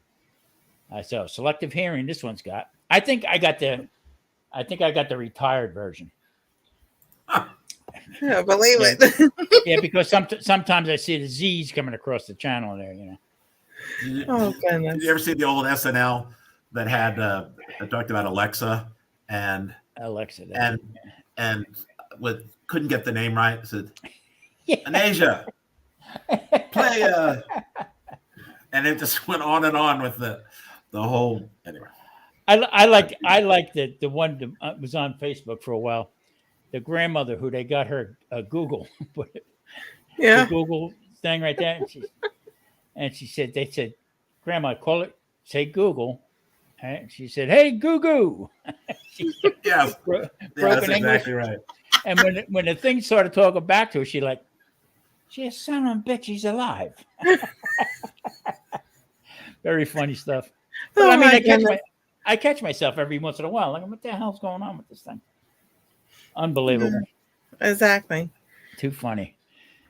Who else we got in here? Pretty cool. Well, I'm gonna hop down off the panel, but I'll stay in the live because Nancy, I appreciate it. Oh, you're welcome. She's gonna come in here and want to watch something. So, all right, I'll see y'all later. But I'll still be in the chat. Nope. Okay. Take care. Thank you. Yep. Bye. Nancy got a good channel, A Treasured Home, and her little granddaughter, Anastasia. Do you think Mike's at the game? At the stadium waiting for the rain to go away? Boy, I tell you, you know what? I never thought of that. Oh, I can't wait to break his chops now. I can't. Yeah. At the end of the video, me and Murray were dancing. He wanted to know about Gene. He said he didn't know Gene the Dancing Machine was going to come on from the Gong Show. Right. Unbelievable. So, Charlie, did you your family had a restaurant, right? Or you had a restaurant? Many, yes, in Washington. Okay. I grew up. My dad owned several, and my grandfather. I'll tell you a little. I'll go back to that. But they owned restaurants in D.C. Growing up, I worked in country clubs. I did everything. I was a waiter, bartender, worked short order, worked in the snack bar, sous chef, worked wherever. Mm-hmm. So I learned the business, and what I learned is that I don't want to be in the business. Yeah, exactly. I mean, after a while, I left the family place. Yeah, it's tough working for family. You know what I mean? And me and my brother, we locked horns a couple times about certain things. And I said, you know what? I had enough of this. I'm going to go to the other side. I'm just going to go work for somebody. Well, what a mistake that was. I was a sous chef for a place down on the Jersey Shore. And, the chefs would put all their stuff together and they go home 4:30, 5 o'clock. They're out of there. Right. And there I am with a bunch of guys and at night and high end place. And it was tough. The hours were like ridiculous. And it just got to be too much. But in the same token, though, would I do it again? Damn right I would. I learned a lot about life, a lot about work ethic, customer service, the stuff in both I worked 4 years high school, 4 years in college at two different places. And the stuff that you learn in that business is transferable everywhere. It's just the way that you have to be disciplined, the way that you have to be organized, that there's a customer service and you have to work with people. It just translates to many different areas of life, as far as I'm concerned. Yeah, and you know what? It's a fine line too. I mean, just that you see how different people are now working in from our family business that I went back to, after a while, but in the family business, it was more. We had more families coming in, more people because they knew we were family. Right. A family owned type of thing. When I worked down at the Jersey Shore, right on, I mean, this is a ritzy end of town, and Sunday brunch back, I'm talking in the 80s, I guess it was, $20 per person for a Sunday brunch. Wow. Okay. I don't know if I pay that now. So exactly. So I mean, we'd have the big steamship. We had the carpet station. We had the omelet station. We had the pastry chef. She used to make our own fresh mozzarella. Okay, and then we caprese salads they would make right there. Italian place?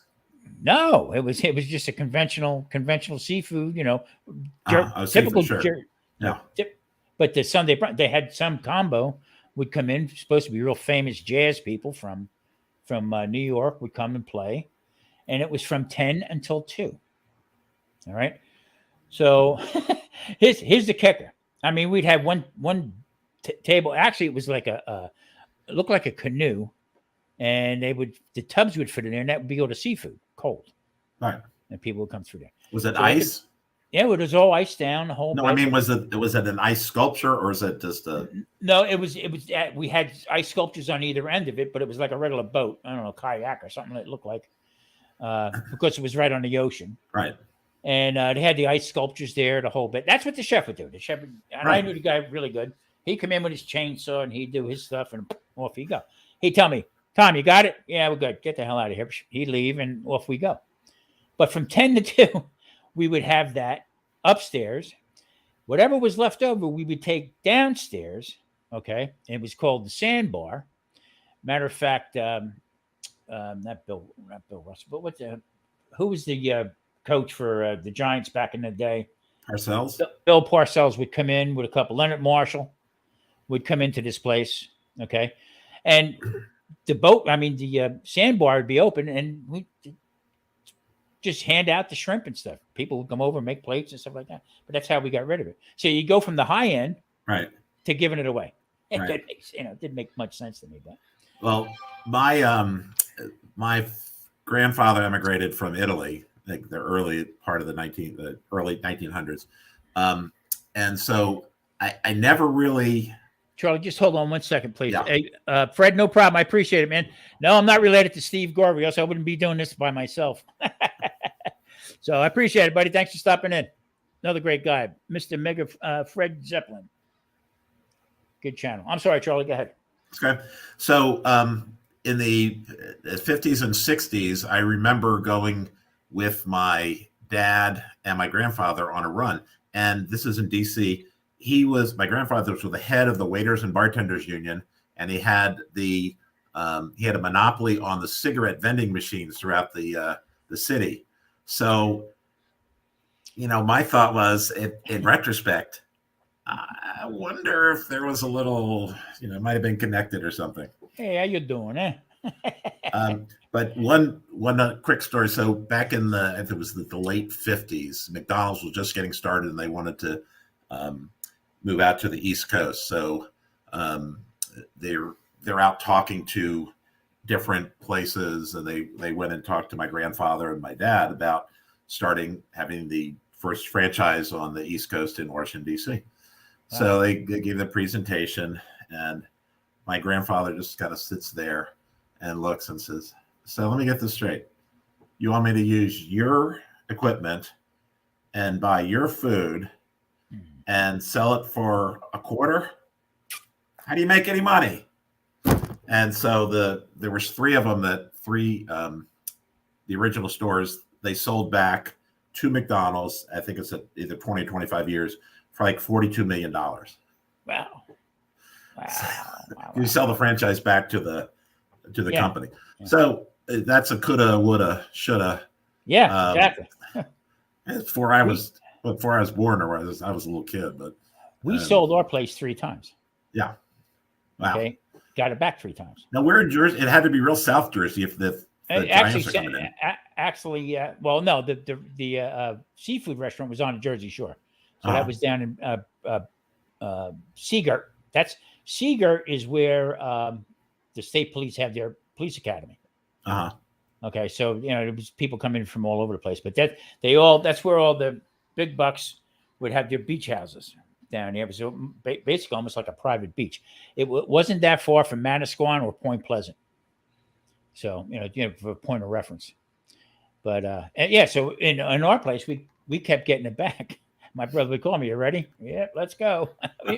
Open back up again. Because it was a rock and roll place back in the early 70s. Okay. I mean, we had acts there like Twisted Sister actually played there on Tuesday nights before they became, wow. Yeah. We had Rick Derringer. We had, I was telling John before, Edgar Winter was there, Rick Derringer, Leslie West from Mountain. Sure. There's a whole bunch of people that came through there. We just kept adding on to the place.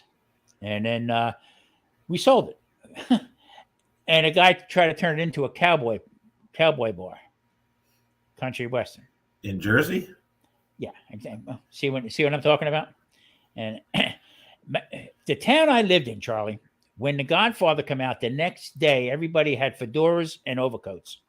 So that's the kind of, the town where I grew up and stuff like that. So we got it back. And so we opened up fine dining and had to take all the cowboy motif down, okay, which was kind of hard to do. But we did that. And then we were rolling really good with tablecloths, the whole bit. And the place was huge. We built a kitchen. In fact, we had a guy come in who just got done doing a satellite kitchen for the Waldorf Astoria in New York. So we got basically the same thing, all Garland equipment, steamers, the whole bit. And we were doing the seafood and all that kind of stuff. Anyway, this guy comes in up on Route 22, New Jersey. It was called Bacar's. He had a high-end seafood buffet. So he wanted to move that operation and open number 2 down by us because it was big enough. Well, it did that. He gave us like $500,000 down, paid for 18 months, and walked away. Yeah. Never heard from him. And there we go. We go back in, but this time we turned it around a little bit. I turned into a pub, pub atmosphere type of thing, and that's what it's actually still doing right now. It's still doing. We did get in trouble because we did call it Garvey's Pub, and Garvey's Pub over in Ireland tried to hit us with a copyright suit. So we made it Garvey's Family Restaurant. Okay, I said to the guy, "You happy now?" Yeah. But it's tough. It was tough business, but you know what? Like I said, I wouldn't change it for the world. Yeah, it was. My dad, they owned a couple of restaurants, one across from the Washington Post, and they did get a lot of the Post writers in. And then they owned a place called the Channel House in the Watergate, which was fine dining. The ceilings were about this high. You got to duck as you walked in. But that had a lot of celebrities that came in and out. But after the riots in '68, the downtown just got deserted because people didn't go downtown for a long time. Yeah. And they ended up having to sell and got out of the business, and then we started working in clubs. I used to get down into Georgetown a little bit, and used to get into a place. I used to stay at a place called the Marbury House. Yeah. Okay, and that's where Famous Amos was out front selling his cookies. No way kidding. Back. Yeah. Way back. That they had a gelato shop there. I'm in the bar in the Marbury House. Okay, in the afternoon, I went in. They just had opened up, and who comes walking in but Tony Bennett? I said, "Holy crap! Look at this!" All right, he comes in. Me and him were there. Hey, how you doing? He went to give me 2 tickets for the Blue Note, which is around the corner. It was a jazz club. Sure. Okay, that he was performing at. Why did he come see me? I said, Mr. Bennett, no, my name is Tony. My name's Tony. I said, I'm leaving tonight. I said, I don't want to take him. Give him to somebody who would want him. You know what I mean? So he says, I'll tell you what, here, you take him and you give him to somebody. It's okay. I'm sorry I didn't stay to go see that because that was quite an opportunity for me at the time, But that was great. Matter of fact, down there, that's when who's here? Ginger's here. Hello, Ginger. Hey, Hi, how are Ginger. you guys? Good. Oh, pretty Hey. good. Not for nothing, homestead. I'm almost, yes, not for nothing. I wanted to come up real quick. I'm waiting for my crock pot's almost done, so we're about to eat. But I wanted to say thank you to both of you. You both inspired me. Now, thanks to Charlie, I am hooked on the Canyon.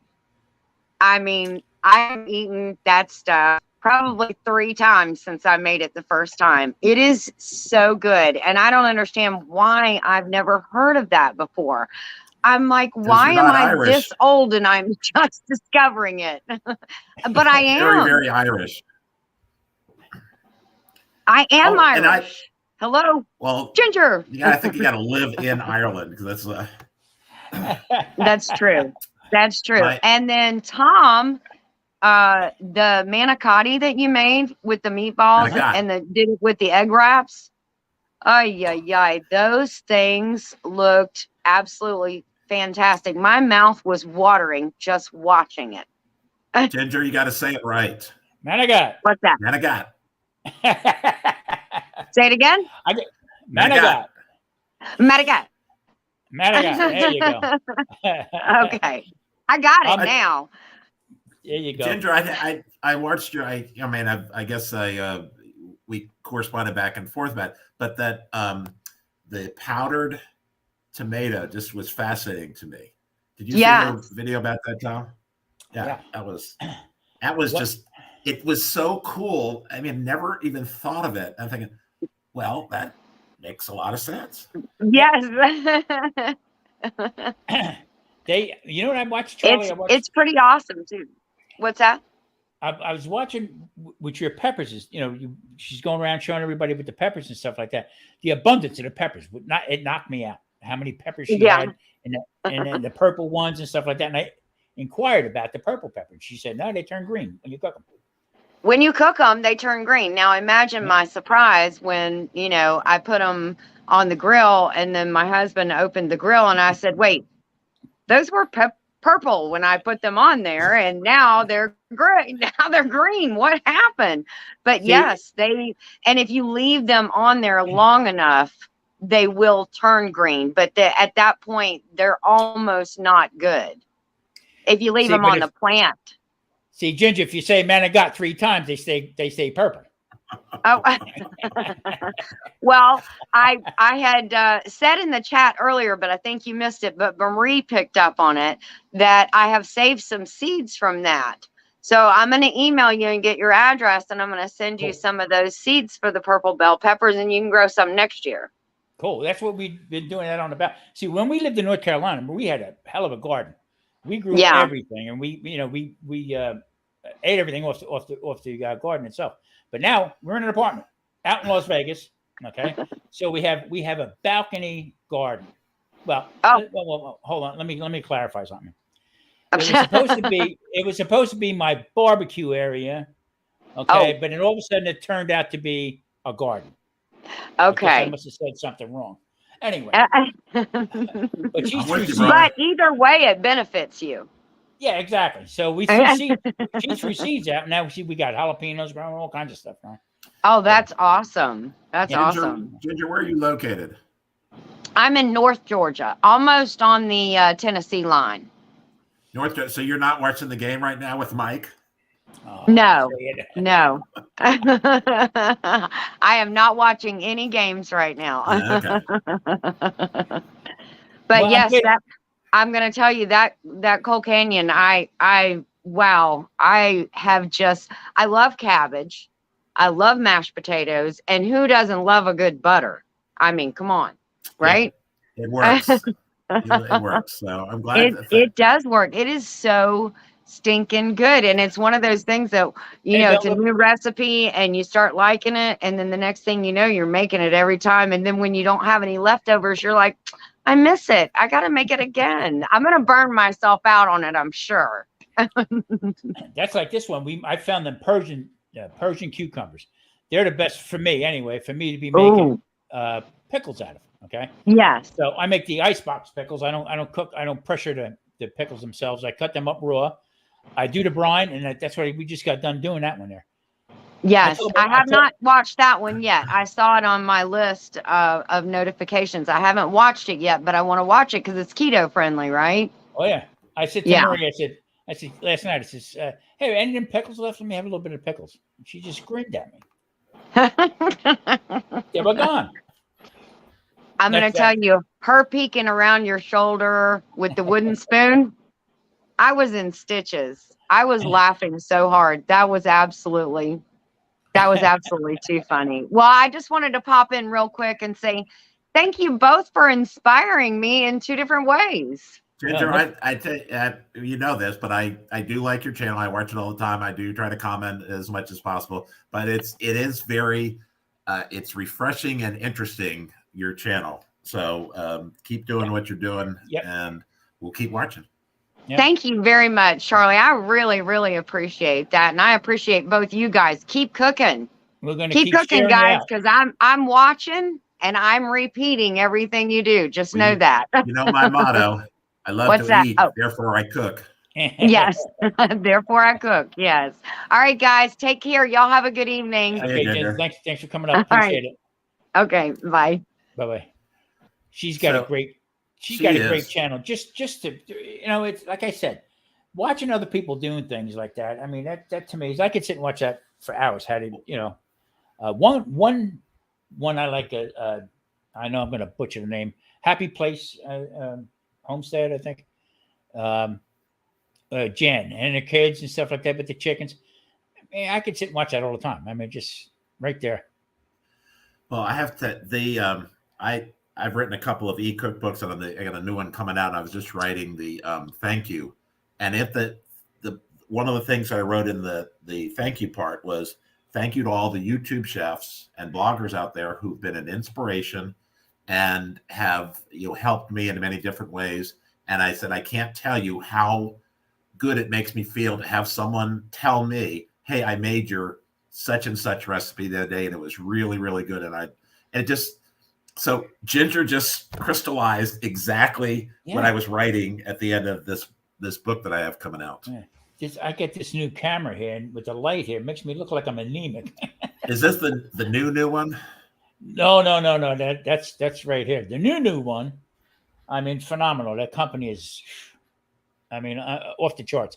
What happened was I was looking at a GoPro. I never made one with my phone ever. And because I knew I was going to have a hard time editing it, taking it off there, whatever. Yeah. So I said, you know what? I had a camcorder, and I set it up on the tripod and the camcorder, and I didn't have it screwed in good enough, and I was making soup. Right into the drink it went.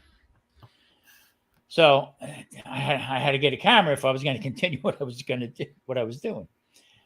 So I've seen this. I watched this one guy. Is It Worth It? Is the name of the channel, and he does all these things on video cameras and GoPro and all that stuff like that. Anyway, this camera kept coming up, and it was, I think I paid at the time, $139 for it.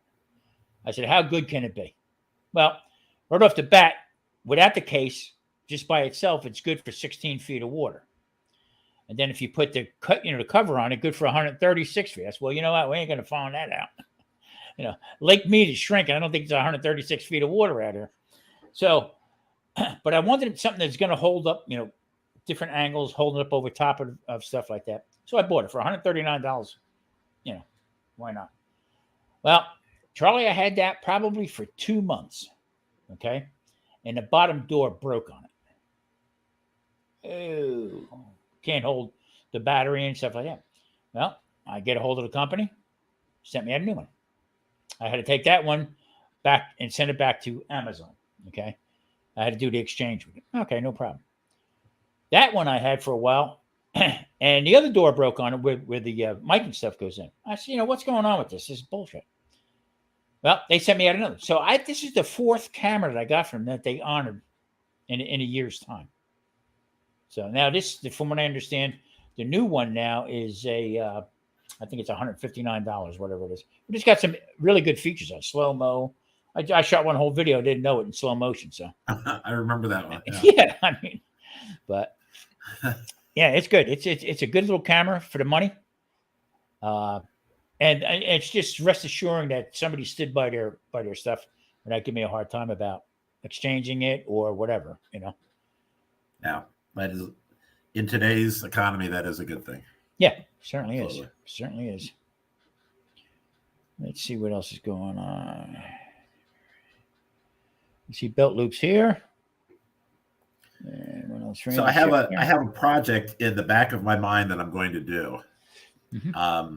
And it's kind of a long-term thing, and you will definitely be in it. But what I want to do is take my favorite YouTube creators, and that's not necessarily chefs, but creators. Because I don't know if you ever seen the Mumford Mob.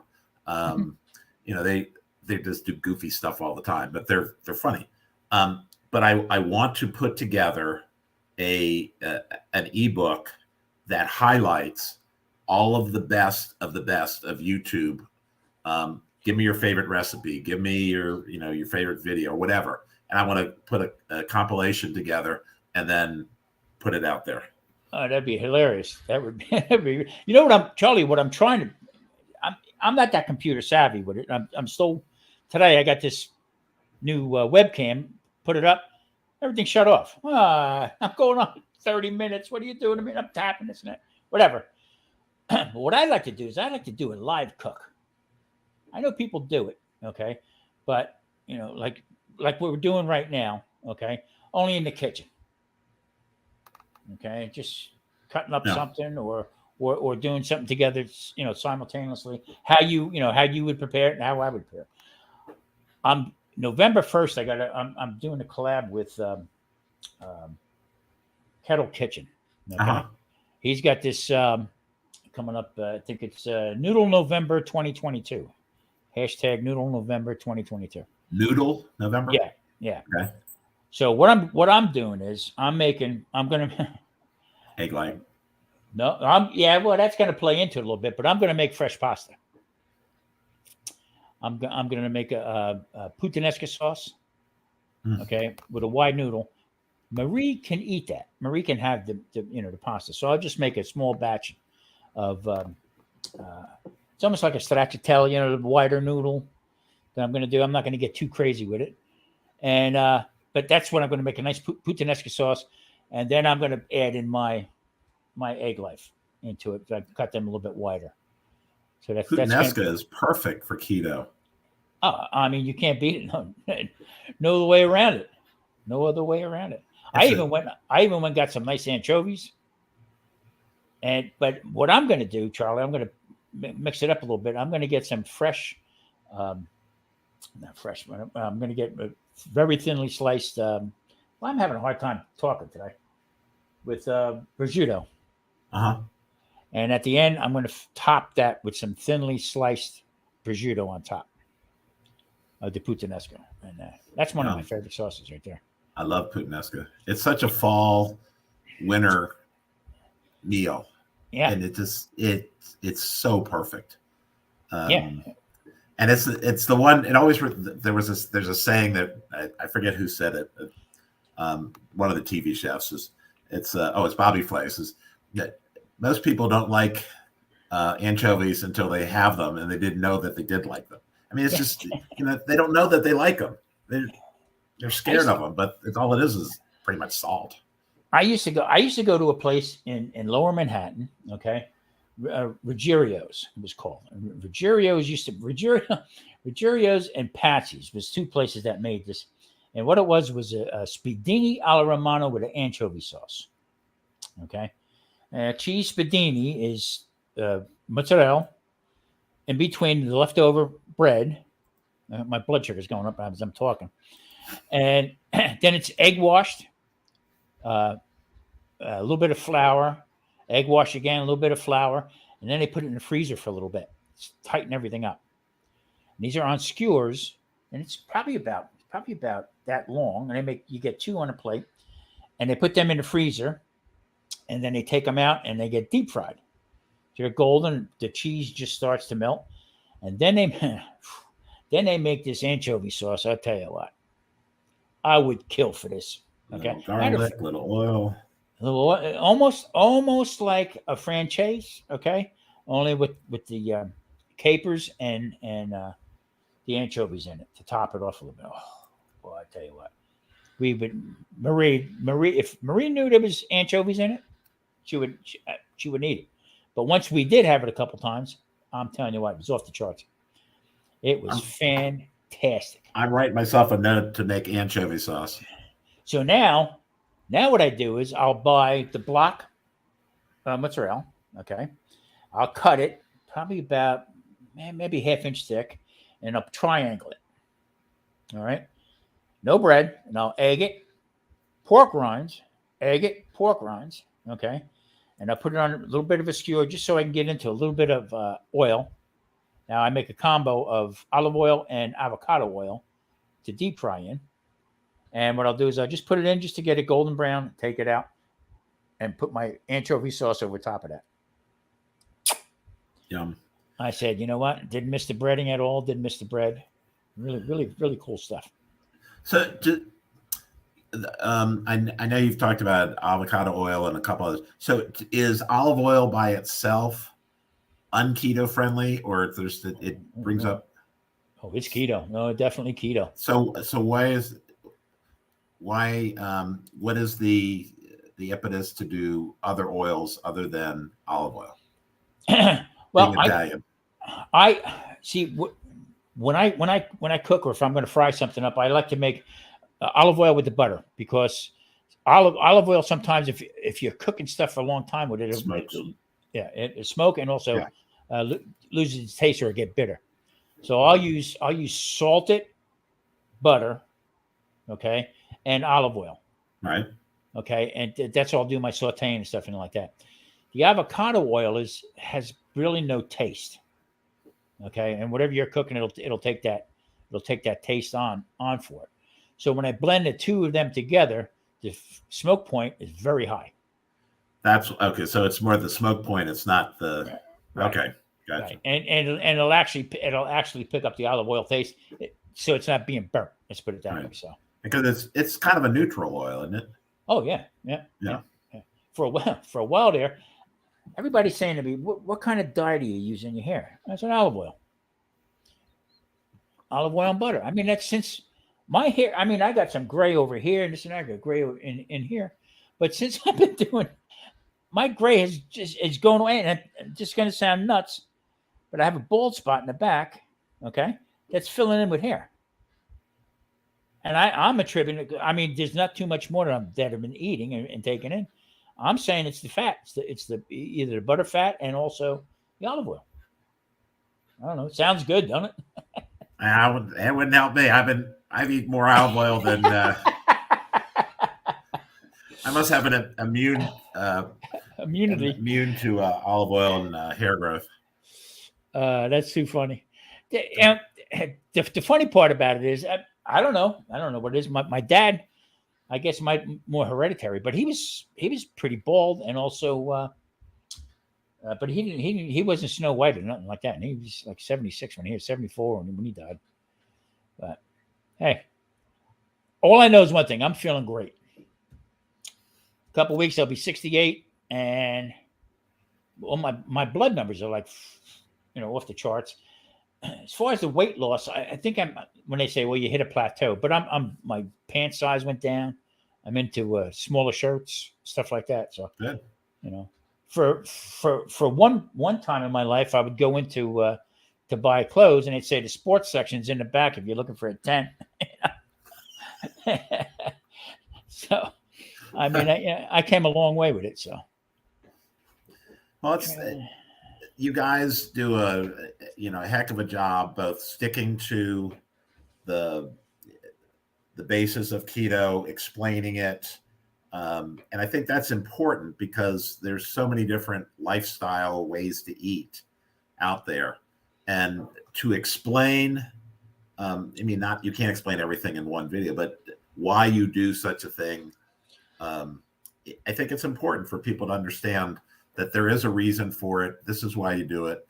The egg life. If that's your pasta now. That's that's what you like, and it works. And so I think I haven't gone to that yet, but I'll might give it a shot just because I've seen you do 500 videos of it. Yeah, you know what though, Charlie? In retrospect, okay, I'm at the point now where go back to conventional way of eating breads and stuff like that. I'm sure I could get away with it. I'm sure there'd be a point. I'm not going to, instantly have a slice of bread and wake up tomorrow morning, 300 pounds again. That's not the way it works. But just the crash that I had as far as carbs all day long. I mean, just never got a break. So after a while, something's got to give with it. Now, to have a little bit of pasta and stuff, people say, "Oh, it's so hard. I tried it for a week. I couldn't do it." Man, a week's not going to do it, pal. You have to work on it a little bit. It's a lifestyle change. You don't have to give everything up. Not at all. Alton was in before, coffee, and they puts the heavy cream in it and stuff. That's fine. I think it tastes pretty good. I don't put no sugar, no more whatsoever. None. So that's the one end of it. Maria is not. Maria probably lived to 312, I think, because she no medications. Okay. She didn't have to do this. She did it to support me. And she's skinny now. I mean, you were back when we're, in our 20s and 30s. Not that it's changing anything. She's a lot more wiser than she is back then. But my point is, she did it and she feels great. Swims every day, walks every day. And that's what it is all about getting old. I'm not sitting on the couch with Netflix, Yeah, So, absolutely. yeah. That is it's all, doing everything for the right reasons. The exercise, eating. Now, I'm to the point where, do you exercise? Well, yeah, you know what? I'm not going to go into the gym and lift weight. I pass by a couple gyms. I know where they are. Not saying I'm going to go into them, but that to start working out and start doing that kind of stuff, I'm too old for that. Please. I have a gym in here in the building, but I do go on the treadmill almost every morning. Yeah, I mean, I'll walk around, go up and get the mail, Yeah. and we'll walk around the complex and stuff like that.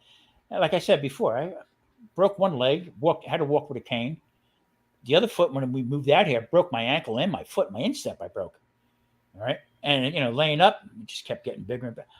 When I was laying up like that, I'd get a chair, sit out in the kitchen. I would make pizza. I think I made more pizzas than Domino's in a week in the house. But that was getting me nowhere. You know what I mean? Feeling like crap. But now this right here with taking the weight off, and I just feel great. I just feel really good. Like I said, it's not hard. It really isn't. Like when you do start keto, nobody, and not that I don't preach to anybody about doing it. I'm just saying this is how I cook. Right. For what happened to me and what I'm doing for it. If you want to try it, give it a try. No, there's no proselytizing in any of the stuff that I see. It's just this is why I do it. I do this. I mean, in the same way that I say I make microwave risotto. I mean, that's what I do.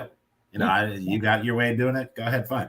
But I make it in the microwave because it's easy. So it's the same with you. You just this is what I'm doing. I'm explaining it to you. Like even what watching Mike, the dude. Okay, he's got his way of doing things like that, and I appreciate it 100%. You know what I mean? He'll make this and make that, and he'll say he'll break my chops. I'll see you turn this into keto. Oh, don't tempt me. Don't tempt me. My partner Mike. Okay, he made an egg in a microwave on a paper plate. Okay. Right. I mean, the views he got on that thing, and even Trumpet Master was in. He said, I tried it, watched it, and I tried it. He said, one of the best eggs I've had. Like that. But that's what it's all about. Different tricks. Yeah. I try to keep things going, What's going on with Sleep at Barbecue? Oh, okay. Yeah, I'm gonna do next time we do this, I was talking to Mike about it, and I want to start doing a little bit of cooking on the live. Give that a try, or prep, not necessarily cook. See, after a while, people get bored watching. But how we prep to get things going for, cutting up different ways of doing it. Give it a shot, Hey, Big Matt, what's up, brother? Big Matt's in. So I don't think Mike's coming. I think you're right. I think top of the third, 2 outs, 0-0. See if you can scan and see him in the crowd eating a hot dog, probably. and not with the bun. Not with the bun. No, I'm sure he'll have popcorn the whole 9 yards. Yeah. He skipped out on me. And he'll talk to me on the phone. He'll go, "Hi, I'm Mike. I slipped up." You better check the schedule for next week. See if there's a game. Yeah. We were supposed to switch it off. And then the following week is my birthday on the 26th. When's your birthday? The 26th. Yeah.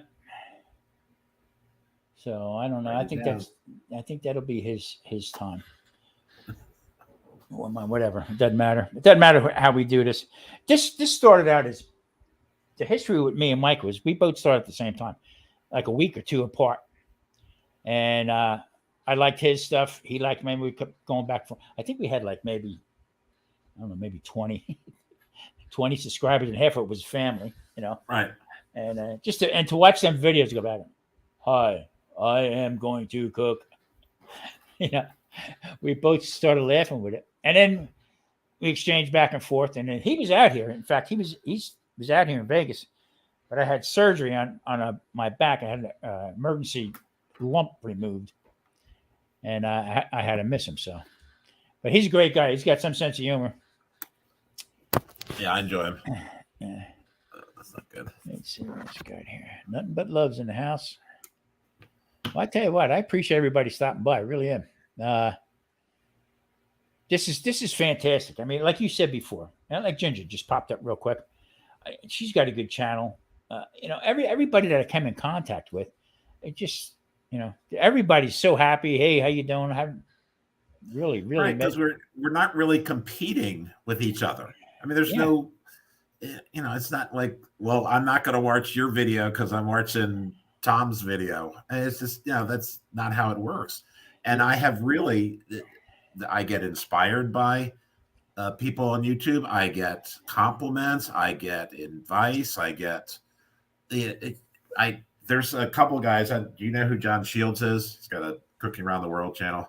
I think so. Yeah. There's a whole, Patty Joe and John Shields, and they're all in New Zealand, Australia, down there. But I've talked to him on the phone several times. He just calls and he wants to talk about, thinking about how to do videos and what's your approach here and what do you think about that, and there have been so many people that have helped me along the way that it's hard to thank them all at one time. But that's why this is such a cool thing, because there's a lot of nice people who are doing this because it's fun, and I'm so happy that I met a lot of different. Me and Lance would laugh back and forth with I watched Lance stuff, and at one point, I think we were both like in the 200s, whatever. And how you doing, Lance? Lost 4 more. Yeah, me too. I lost 7 of them. Yeah. But I mean, that's the way it goes. I mean, I had a lot of people help me. I mean, I had more help than anything else. The barbecue world, okay? Yeah. Everybody says, well, what are you doing in barbecue? With all them barbecue guys and this and that, you're keto. That's what it's fire. I use fire. Okay. I use meat. I have a smoker. I mean, not that big of a deal. But I mean, it all sort of came around. Dude was the one that pushed me up. I mean, hey, Mike, how you doing? Hey, dude. Hey, that was some cool stuff. Oh, thank you. Hey, I'm doing a live Friday. Why don't you come on? Oh, okay. I never went on a live before. And went on. Next thing you know, I met this one. I met you. I met Grumpus. I met a whole bunch of people, and it just snowballed like that from there. Yeah. Because the bottom line is, we were all cooking. Alton from that was just in here a little while ago. He's got quite a few subscribers. Let's say he's up there, but that has nothing to do with it. Once you start talking to people and hey, how you doing, and I bounce off a lot of people. I watch Lance, for instance. Lance did that when he talked about that pork chop and the fried onions. I'm not going to make the Alabama sauce because he just did it. Okay. That's keto, no matter how you add it up. Okay. But I did the onions. Right. Because he gave me an idea. Little Fish gave me the idea to make that different bread instead of the chaffles that I make, or Marie makes anyway. So yeah, I mean, it's great. Somebody had said to me, matter of fact, I think it was somebody on YouTube that they put up, how to get more subscribers and stuff like that. And this guy turned around and he said, you know what? You're not picking up any other people that don't have channels. You're picking up people that have channels. Exactly who you're picking up.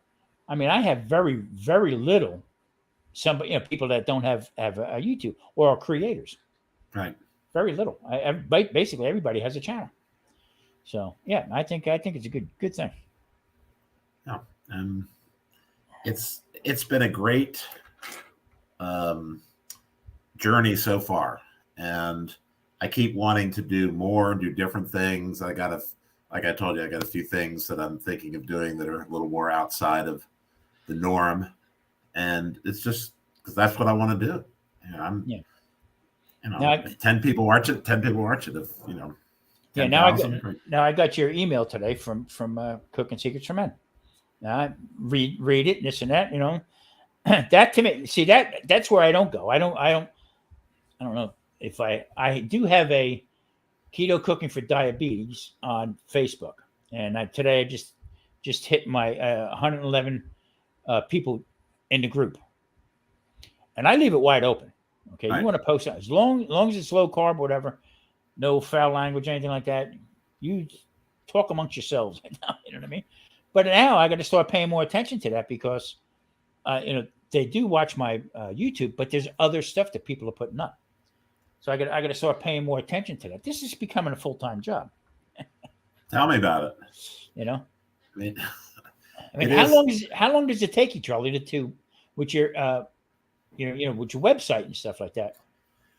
I've got it to a point where my process is I do the video, so I write a script, I put the recipe, and I put everything in a Word document. So it's the opening that I do, then the recipe, and then anything else. So all of that can just easily be cut and paste to the website, and then I take some pictures from the video, just some screenshots, and then put those in.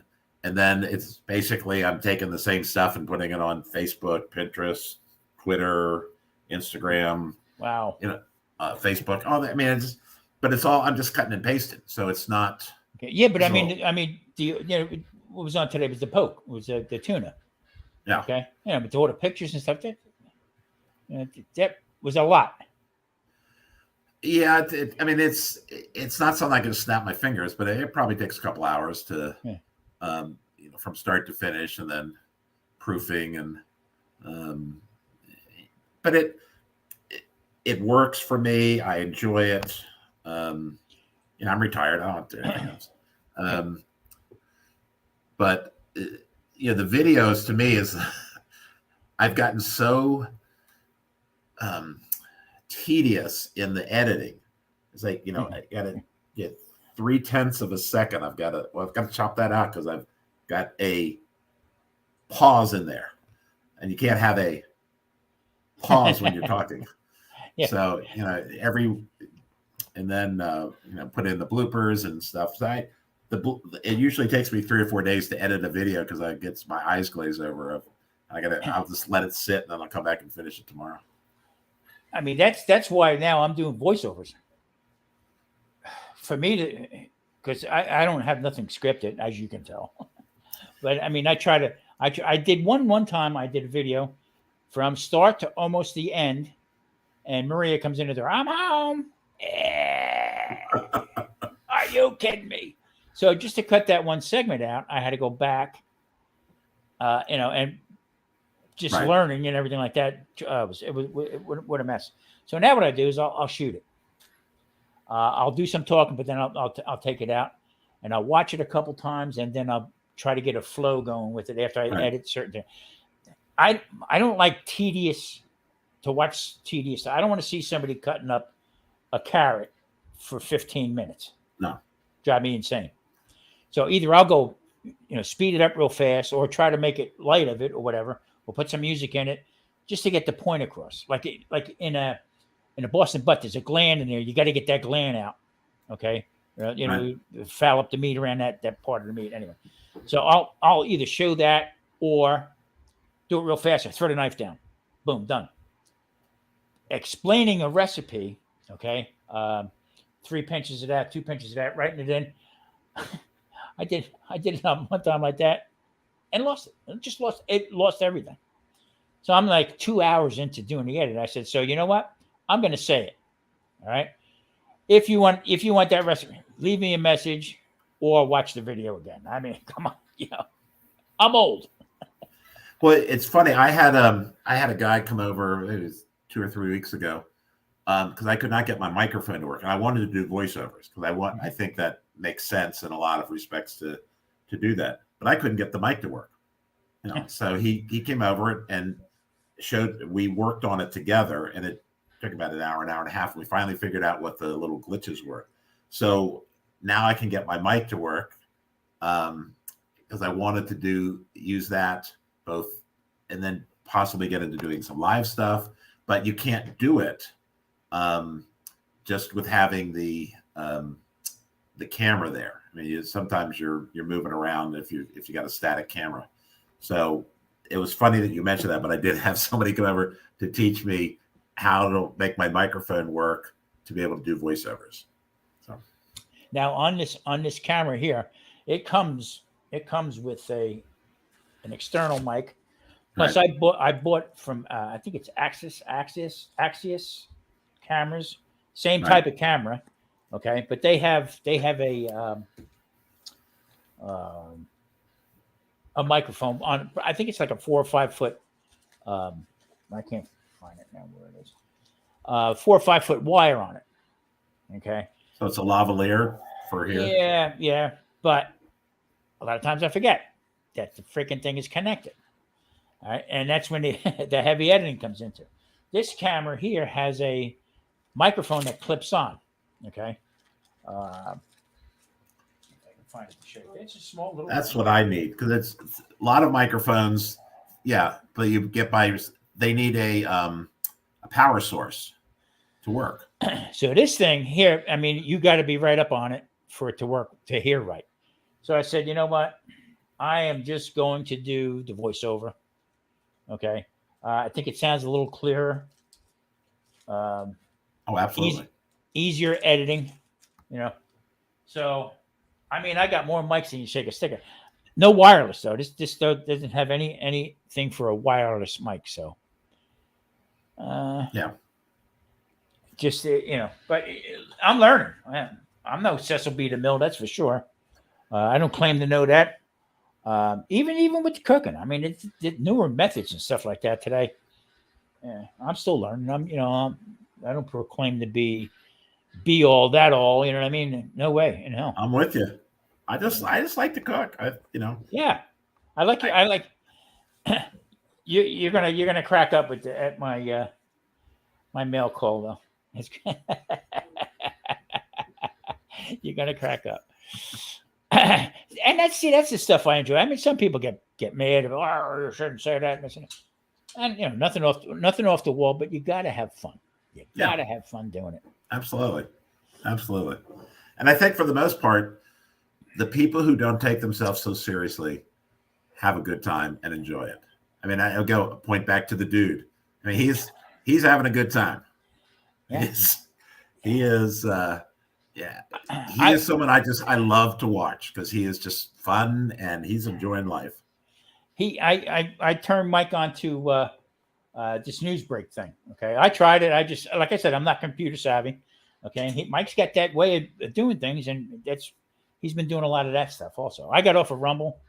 I posted maybe 3 or 4 videos, 3, and I think I watched 2 of them. So.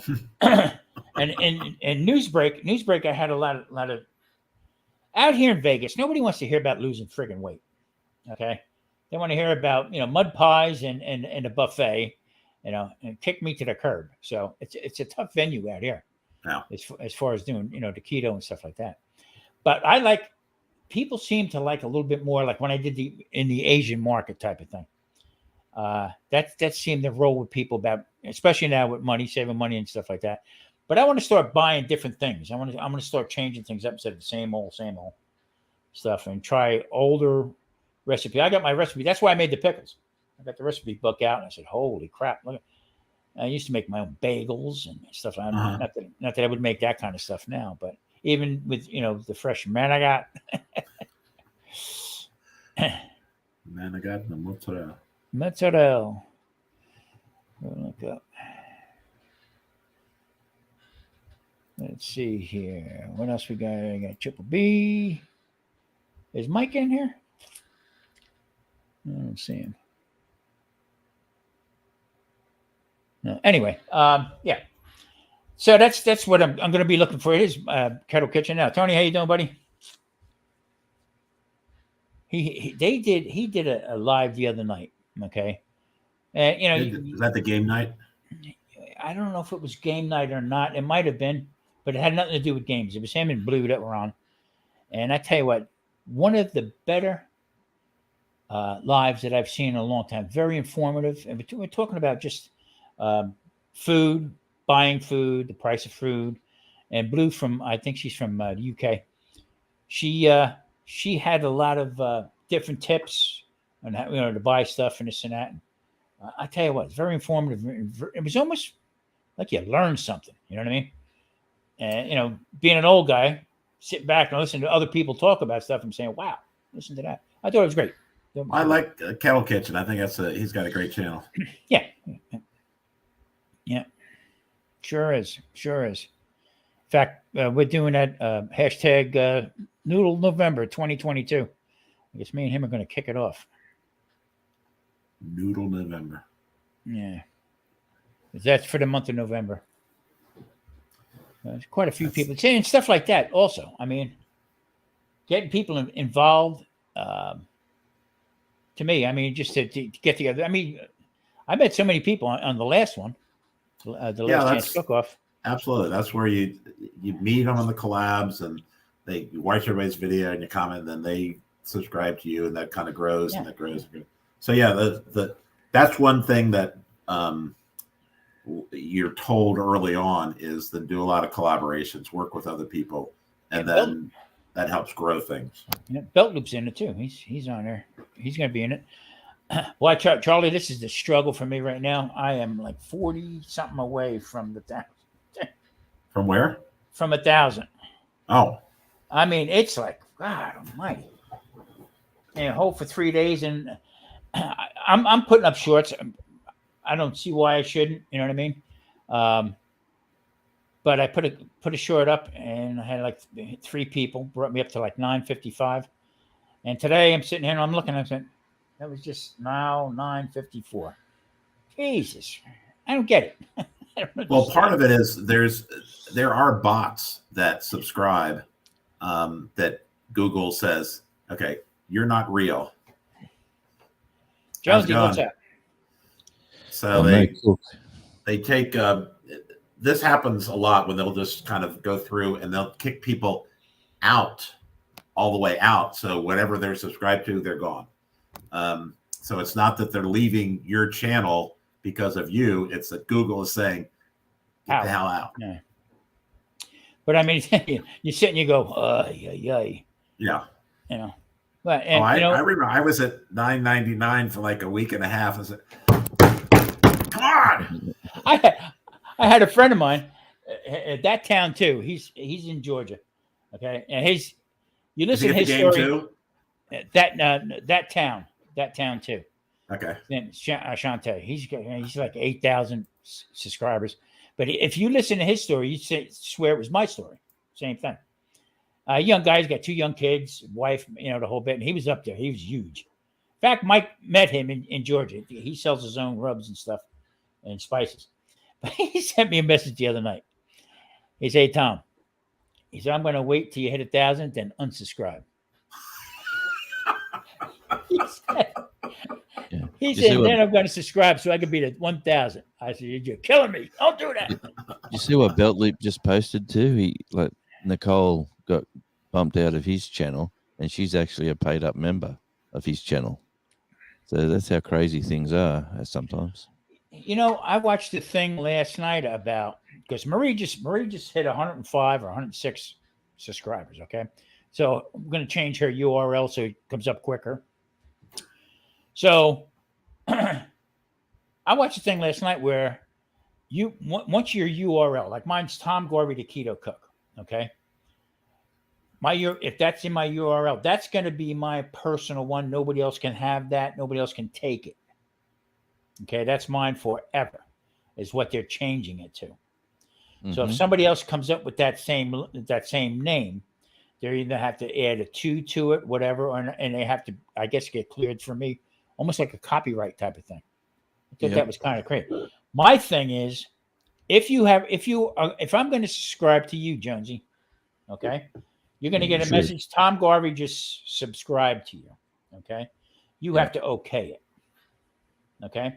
Now, if I hit that button, want to unsubscribe from you, you got to okay that from you for me to unsubscribe. In other words, you would have to okay to let it go. But this way, that they're unsubscribing to you. Mm-hmm. You know what I mean? I'm flipping through the channel one night. I'm laying in bed. It's probably about midnight. Marie's snoring away, and I'm flipping through the channels. And all of a sudden, I see Tom Garvey Keto Pork. The frig is this? I sat straight up in bed. Somebody from way over yonder used my name and was barbecuing on a cinder block with whatever the hell they was. I said, son of a, I got up, I came into the computer. Now my computer had to take 10 minutes to turn on. Okay. And I went on and I subscribed to the guy. I said, or whoever it was. I said, listen to me, you rat bastard. You take my name down off of there. I put up I guess a problem with YouTube. Haven't gotten back to me yet. The guy sent me a message back. I'm so sorry. But it's still up. Not that it's going to affect me anyway. Okay. It might. Who knows? Maybe if he hits 1 million views on it, I'll take it. But I said, how cornball is this? They're kicking people off for being bots. But here, some guy in India, wherever the hell he was from, used my name, but Tom Garvey Pork. I don't get it. I don't know. You know. Yeah. See, anyway. Beltloop wants to be a radio DJ from Tasmania. Yeah, it's funny. Like my grandson said, in the radio game, there's lots of Jonesies all over the place, and he just searched it and said, "No one's using Radio Jonesy. Pop, why don't you put that in?" I went, "Yeah, okay, that's my new name," and sort of stuck now. Yeah. I don't know. It's just you have the voice for it. Oh, thanks, mate. I've been doing it for a number of years. I got the face for radio. That's what I've got. Jonesy, how you been, buddy? I've been good, mate. I've actually picked up a real job. I've had to go to do real work, so I've been pretty busy. But everything's cancelled because there's 300 mils of rain due to drop today. It's just. That's a lot of inches, I can tell you. But, they just said stay at home because it's outdoor work. They want everyone to be safe and don't go through flood borders. And so we're all sitting at home, and it's Thursday the 13th, 11:27, coming up to lunch. It's a drizzly old day out here, but they said it was going to pour rain today, but it hasn't poured yet. There's no blue sky, that's for sure. It's just grey. Still cold? It's not bad. It's around 13 degrees Celsius. We've been all of a sudden now 70s and 80s now, so it's normal. Getting normal. Hey, Belt Loop saying he's hi. I'm Nancy now, and understand. Hey, I'm Belt Loop, and I got a belt. That's right. Sup, everyone. Wait, hang on. What's he say? Sup. I'm Belt Loop from Mississippi. Mississippi. Mississippi. Mississippi. Anyway. I can't do it. Sorry, Gary. I just haven't got that tone. But mate, just been hanging out, doing a few local videos, and I've got a new channel to come out very, very soon, which will just be like audio visuals. It'll just be like the beach and the crashing waves and the people like that. The wilderness, things like that. There's some guy on there right now does thunder and lightning. All right. Yeah. I guess it's all right if you're an insomniac. I mean. Yeah, well, it's hard for me because I like to talk, so I'll have to put the camera down and walk away and bite my tongue. Since I've been out here, going on 4 years, maybe 6 times it rained. The other night, I'm in bed, and all of a sudden I hear boom, bang. What's that? What the hell is that? We had a thunderstorm. Yeah, worse than that. We had a thunderstorm. Rain for most of the day. That's like unheard of out here. Crazy. And here you could smell it. You could smell the rain. Huh? How's that lake going? The one where the barrels are coming to the shoreline. They're trying to downplay it because they said the one guy that was found out here. Now listen to this. Didn't make sense. The one guy that found Marie Jonesy said hello. The wonderful Marie. The one guy they found out here, they turned around and said, first of all, they found him in a barrel. Okay. Yeah. And then a couple of days later, they turned around and said he was a drowning victim that fell off a boat. You think? How do you get into in a a barrel? barrel. He Yeah, fell how off do a you get in boat a into a barrel? barrel and had concrete around his feet. How did Yeah. that happen? Yeah. So I said, but they're trying to downplay it. But I tell you what they're doing though. They're making it into a like a historical site, so people can't come in and pilfer the place because I guess they're looking for evidence from back in the 70s. But most of them guys are dead anyway. So I mean, I don't understand what they're going to pull out of it. But you see boats sitting straight up like this, Yeah, motors, yeah. lawn chairs, barbecues, and stuff. So with that rain, it hasn't helped it any. It's still No, that wouldn't have dropped in a bucket. We need months, probably years of rain. right. They're really cutting back too. What they're doing is they just passed. Here's my man cooking with that town too. Shante, what's up, brother? They just started a new resolution out here. What they're doing is I guess it's going to be law at the end of the month or whatever. No more grass. No more grass. And if you do have grass, they're going to give you an option to take it out and give you some kind of rebate or something. But Really? take out the sprinkler system and stuff like that. Yeah, because people are just watering away. Wow. Well, we don't need it in, mate. I just chucked some seed out there, and that was dirt. I chucked seed there, and up she pops. Wow. And the kangaroos eat it. I haven't mowed it at all. It is. That's amazing. Yeah, kangaroo. Tom, is that Clark County, Las Vegas, or the state? No, Clark County. Okay. Yeah, but also now, just Clark County for right now, because I mean, there's so much construction going on. I mean, it's wild. So there are people like where I live. I have this spots with grass and stuff. So what they're doing is being proactive. They're pulling up the grass, and they're putting down AstroTurf. And all of a sudden, AstroTurf out here is like the thing. You go to Lowe's or Home Depot, you see miles of it rolled up, for people to take it. Quite expensive. Sure. Yeah. But the downside of it is how many jobs are being lost for landscapers, because look at the golf courses that are out here. Oh yeah. So it's that bureaucracy bullshit. So don't they have like grey water? You have like over here when the drought, like in Australia, we had like 4 years of droughts, and there was no rain anywhere. And they used to say, connect your washing machine, change your water outlet to a tank, and use that grey water for your lawns. And they used to really pump that side of it, and so I'm assuming they don't want to do it over there. Yeah, they've been doing that for years here, but shortage. I mean, Jonesy, I'm telling you what, it'll rain here for 15 minutes. 5 minutes later, it's dry as a bone.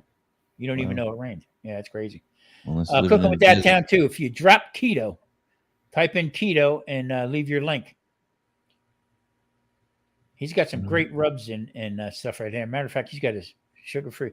I gotta get a hold of him and get some stuff. Yeah, I've got a question for you two gentlemen. I've got to get a new barbecue for out the back. We went down to our hardware supplier place, and we looked at either gas or coal or wood for cookers. What would you suggest? How much cooking you gonna do with it? First of all, not a lot. It's going to be more of a social event. What's cheaper to run other than gas or wood? Coal, right? Yeah. Get a coal one. If you're not going to use it, if you're going to use it a lot, I would say get a gas one. If you could cook out every night, gas would good. Wood. I mean, if you have the time to get the starter, get it going. If you're going to do it for social events, whatever the cheaper fuel, get that grill. Well, we got tons of wood. Yeah, you could use both. Get that one. I think that's right. If so, I don't have a grill now because I'm in an apartment and you can't have open flames. But at my house before we moved, I had a gas grill because that was, come out after work, you fix something quick and you're done. But our place up in Michigan, where it's slow, all day, you just kind of go out and sit by the fire where you make it. So if you have time, like Tom said, and this is the social thing and people are going to be standing around, you go for charcoal or wood. But if this is need it like that, then you got to go gas. My gas grill. I used to put. I had an old pan that drilled holes in, okay, and I would put wood chips in it, and I'd smoke that way. Yeah. You right on top of the gas grill. But I mean, to save money and whatever. They're cheaper as well in the store. If you heck yeah. For me, it was all the ambiance for the charcoal at the lake, where it doesn't get dark until in the summer till 10 o'clock. So you're sitting around the fire while you're cooking was just a communal thing. And then weeknights, I don't have time to set the charcoal and then get it hot and then just turn the gas on, done. Yeah, we can do that inside, but I suppose that's if we want to do a quick cook inside. It's we were down there with the wife and we're looking at them going, because when we moved here when it come across on the container that my gas cooker basically was busted up, rattled around, and to fix it and repair it, it's actually let me see if I can get the camera angle. I'm jealous of everyone who has a grill. Yeah, me, you. It's over there. At least you have a garden instead of your grill. If you can see it against the air conditioning unit there, it's got plants growing out of it now. It's like so it's a garden. It's a garden. A flower pot. Yeah, no, it keeps the kangaroos can't reach it. So I got seedlings coming up out of it. But anyway, I better come back here before I put the camera back. But when I moved here, and I knew I couldn't have a grill. Listen, when I left Florida, I left a Kamado Joe. I didn't leave it; I sold it. I had a 36-inch Blackstone. I also, where I kept the Kamado Joe, I made a table out of it, and then next to that, you buy them turkey burners, with the pot, deep fry turkey. Well, that burner, okay, I turned that in for my wok. So I built that up into the table, and my wok fit right on there, perfect. So I could do my stuff there. Ingenious. And then next to that, I had a grill, a regular gas grill. So I had a little bit of everything, and I had a bar. And when a guy came to look at the house, to buy the house, he said, "How much for everything?" That's what I mean. It was almost like a dream come true type of thing. You know what I mean? Because I'm trying to figure what's going to cost me to go from Florida to Vegas, and you're talking $10,000, $15,000 to move. So I said to the guy, I says, "I don't know, shoot me a price." He shot me a price. I went, "Sold."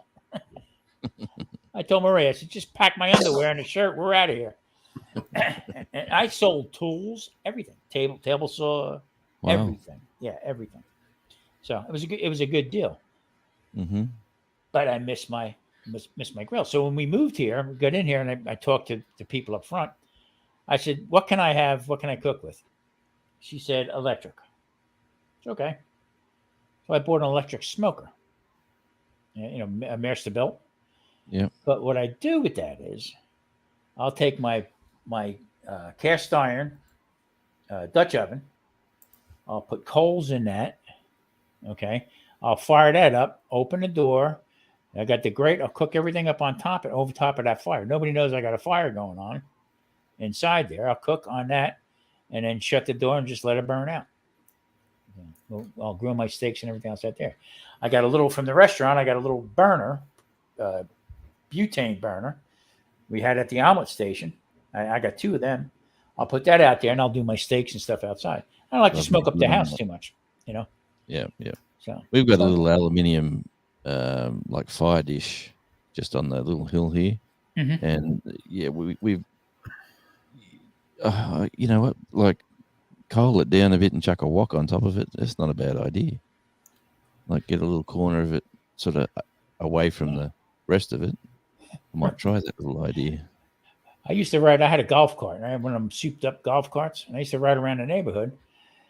I see somebody put a grill out to the curb to get picked up by the garbage man. I had a barbecue rescue. I'd bring that thing home, okay, and I'd get new parts for it, the whole bit, either sell it or whatever. One I turned into a deep fryer. Open up the lid, okay, load the grates on it, put a new burner, big circular, I think it was a 4-inch burner on there. Put it on there, and I would do my deep frying. Close it up. Nice. Yeah, dump everything. It was cool. It was good. You're a Renaissance man. Yeah, I mean, every time I come home, we go, no, not another grill. My missus says that with musicians. Yeah. Some new guy comes to the door and she says, "Who's this?" I say, "He's hanging out for a day or two. Come on, out the back." Not another one. I said, That's "He's all right." funny. Yeah. That's funny stuff. Oh, gentlemen, I'm gonna head out. I'm getting hungry. I hate you, brother. Food talk here all the time. I feel like I took Mike's place tonight, but I'm gonna go watch the game now and see if I can find him at the stands. Yeah, if you see him with popcorn, you let me know right away. Send me an email. All right. Charlie, thank you very much. I appreciate it. All right. Talk to you. Nice to see you, Charlie. Bye-bye. He's a great guy. Charlie got a nice channel. Yeah, no, I'll have to go check him out. I've just found it. So I'll definitely going to get me, because it's springtime here, I'm going to get a little, whether I get a smoker or not. I don't know if I'm right into that. I just need something to do, a few chops, a few sausages, maybe some corn on the cob, you know. And you don't need a big one. I mean, a little bit of burner. I mean, it all depends what you want to do with it. But I would go the cheapest way you can, Jones, because they're outside, and with the weather you have all the time, the rain and stuff like that, they'll rust out in a heartbeat. Yeah, we're on the ocean as well, but it's you're the second people I've asked today, and they both said basically the same thing. So yeah, I mean, like I said, I mean, I can make anything to cook with, as long as I have fire, the heat source. And yeah, see that, like, the barbecue coals isn't a thing over here. It's not real popular. It seems to be like the odd. Yeah, everyone's into gas grilling and maybe a fireplace, like a fireplace one, like with your Besser block bricks, and you brick it up and they have your But Belt Loop said before, with a bunch of brick together, I put a grate over top of it. Let me tell you what, I had a lot of them, and they cook just as good as I wouldn't spend a lot of money on it. In fact, you know what? I think a lot of the grills right now, because of the big barbecue push everybody's cooking outside, I think they're overpriced, honestly. Yeah, well, it's that time of year here now, springtime. Everyone's sort of going to the garden shop and looking at barbecues and outdoor furniture and all that sort of. It's seasonal. It's funny how the stores just change their outlook when you walk in.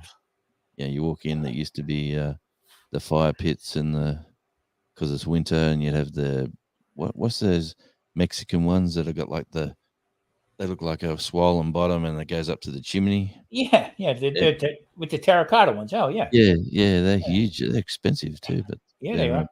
They're popular. I went into the store yesterday.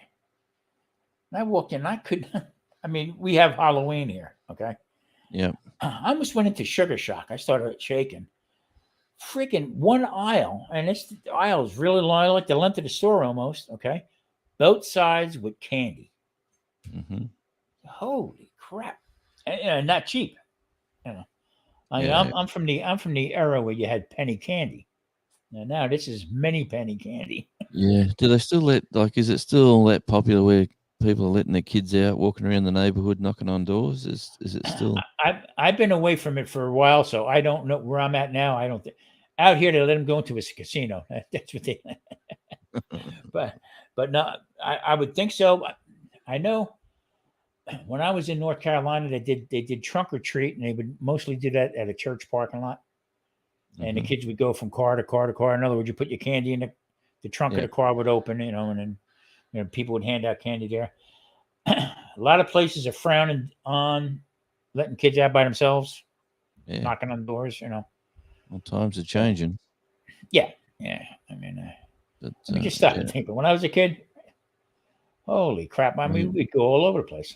My youngest daughter, who's like 25, could be. She went to Movie World, which is up near where she lives now, up in Brisbane, and they've got this big themed month of Halloween, and I thought, yes, man, it looked absolutely awesome. She sent me.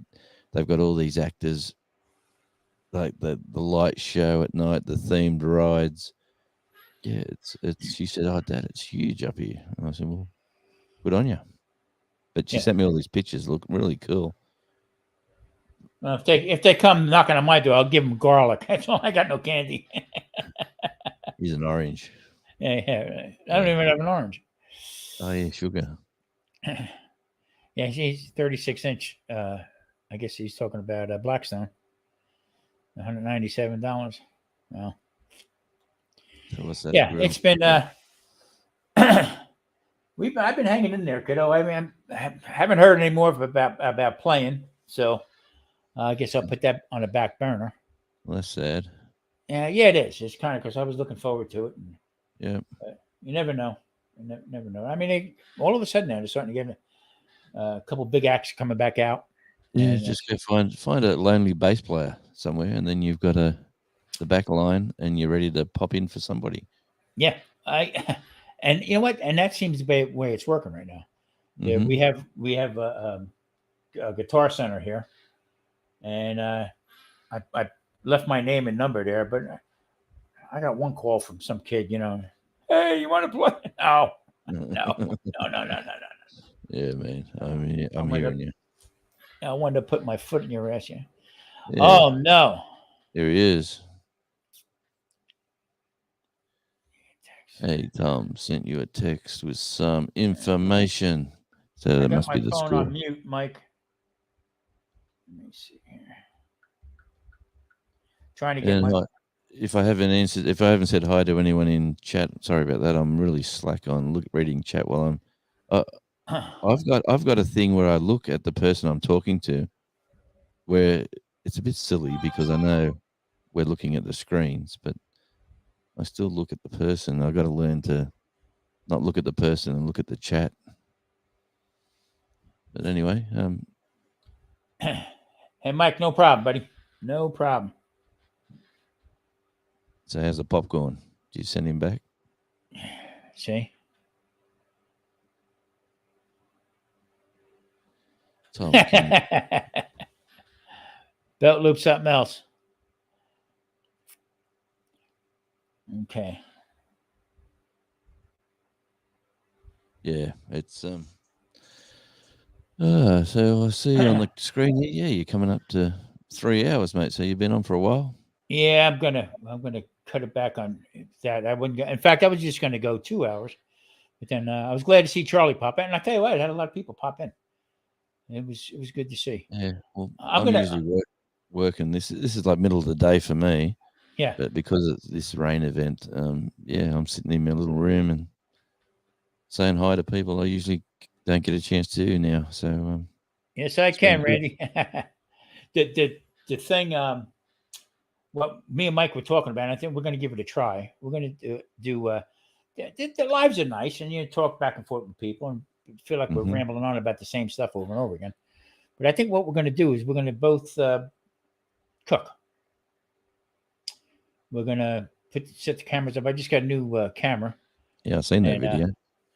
Hey, Belt Loop, thanks for coming in, buddy. Appreciate it. Thanks for the see you, Belt Loop. wrench and stuff, man. I really do appreciate you. Thank you so much. See you, mate. And we're gonna cook. I'm gonna either if we just like a how-to or what we're gonna make, or prepping something, and do it that way. Give that a shot too. See one of these famous omelets. Just to change things up a little bit and let's see how that works. Either I cook one time and he cooks the other time. But to me, the most important thing is watching that chat. And a lot slipped through here. And you know what I couldn't find? I don't know how to do it. I don't know how once I leave it on, I don't know how to put that chat onto the YouTube. I don't know how that works. But how to put the chat onto YouTube? Yeah. So when I leave it up. I'll shut down because this is. Gotcha. This is simultaneously going on YouTube. So Yeah. what I'm going to do is I'll just leave it up. I'll shut this one down, and So- it'll come back up and be able to watch later. Yep. So, Yep. but I see other ones where they have the chat up there. So I don't know. I might have to reach out to Devil Dog. Oh, the chat in the replay. Yep. Yeah. Yeah, that's just a button you got to click. I'm sure. Really? I'm sure, but I don't know which button it is. No, I'm the same. It is just a thing to say. Yeah, because it's good to see the links. Like I do that too on some lives when I can't go to everyone's live, and I'll watch somebody's live, and it's even though you're not live, you're still enjoying the chat and the comments. Yeah. And just stay engaged with everybody that's on here, because you know what, there's a lot of great channels that were on here, and I'm gonna I cut back to Wednesdays and Sundays with videos, and I'm caught up. I got videos already ready to post up Nice. to the 30th. Now I'm gonna start going into November. Now I'm gonna start that, but on Fridays, what I want to do is I'm gonna do shout outs. Yep. 5-10 minutes of a video, and just do shout outs to people that stuck with me, help me out. I'm like 40 away from 1,000. And yeah, Oh, I mean, are you doing shorts? I did a couple shorts. Yeah, I've been doing some here and there. You getting subs through your shorts? I did, but I lose them. Oh wow. Well, That's where most of the bots come in when you do a short. all right. Yeah, so I was up to 955, and I don't know what I am now, but I think 954. So I lost one, and from a short. And I'm not complaining or nothing like that. I mean, I'm glad I got to where I got to. But in the same token, oh wow, it's like pulling teeth. Man, yesterday I was in the high 220s, and right now, like, it goes up and down, obviously, but right now I'm at 243. So I've had a few jump on board. Yeah. The last 48 hours. So what I mean, like, I'm, like, do a shout out and stuff like that. Like I might get a hold of you and say, "Hey, Jones, you want to come up Friday? If you got a couple minutes, come up." Fridays are good for me, mate, because it's Saturday my time. Yeah, tell me about your channel. Let's let everybody know about it. Blah blah blah. And I think go through that, not go on for hours and hours and hours, and then just shout you out, and then do the next guy, and then the next guy. And thanks, mate. See you later, and then you pop down, and the next person pops up. Yeah, I mean, I think that would be cool idea. Yeah, just for a couple minutes anyway, 5, 10, 15, 20 minutes. But what I want to do is I don't want to do it on a live. I want to have you come on, get a hold of you, and on a video, on a video type of thing. You know what I mean? Yep, record this off. Right. No worries. Right. I'd love it. Well, you're an interesting character yourself, to be honest. Yeah. Your history in it. Yeah, your history in the restaurant, and your my parole officer told me that. Yeah, that's it. That's it, mate. That's why you're interesting. Too funny. That's what I like about this whole thing. Hey, it's like walking into a bar and meeting a whole bunch of different characters from all sides of the spectrum, and you meet a police officer, then you meet a cook, and then you meet a barbecuer, or you meet a radio bloke or a musician. Well, for a while there, I was on with the Dude's Kitchen and Grill. He was doing a Friday, live. Okay, wide open. Anybody come up? No special subject there and things like that. But everybody had a beverage. Okay, and that's it. That's how that Patty Joe beer came about. Yeah, right. Okay. Hang on, I was going to show you this one. Oh, Sun Records, yes, sir. Johnny Cash. And if you turn around to the other side, you've got side 2.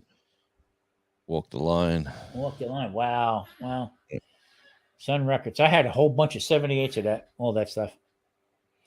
Yeah. So, I mean, and then what happened was we started growing. So I get a lot of people coming in the whole bit, and back and forth. And that's how I met a lot of people.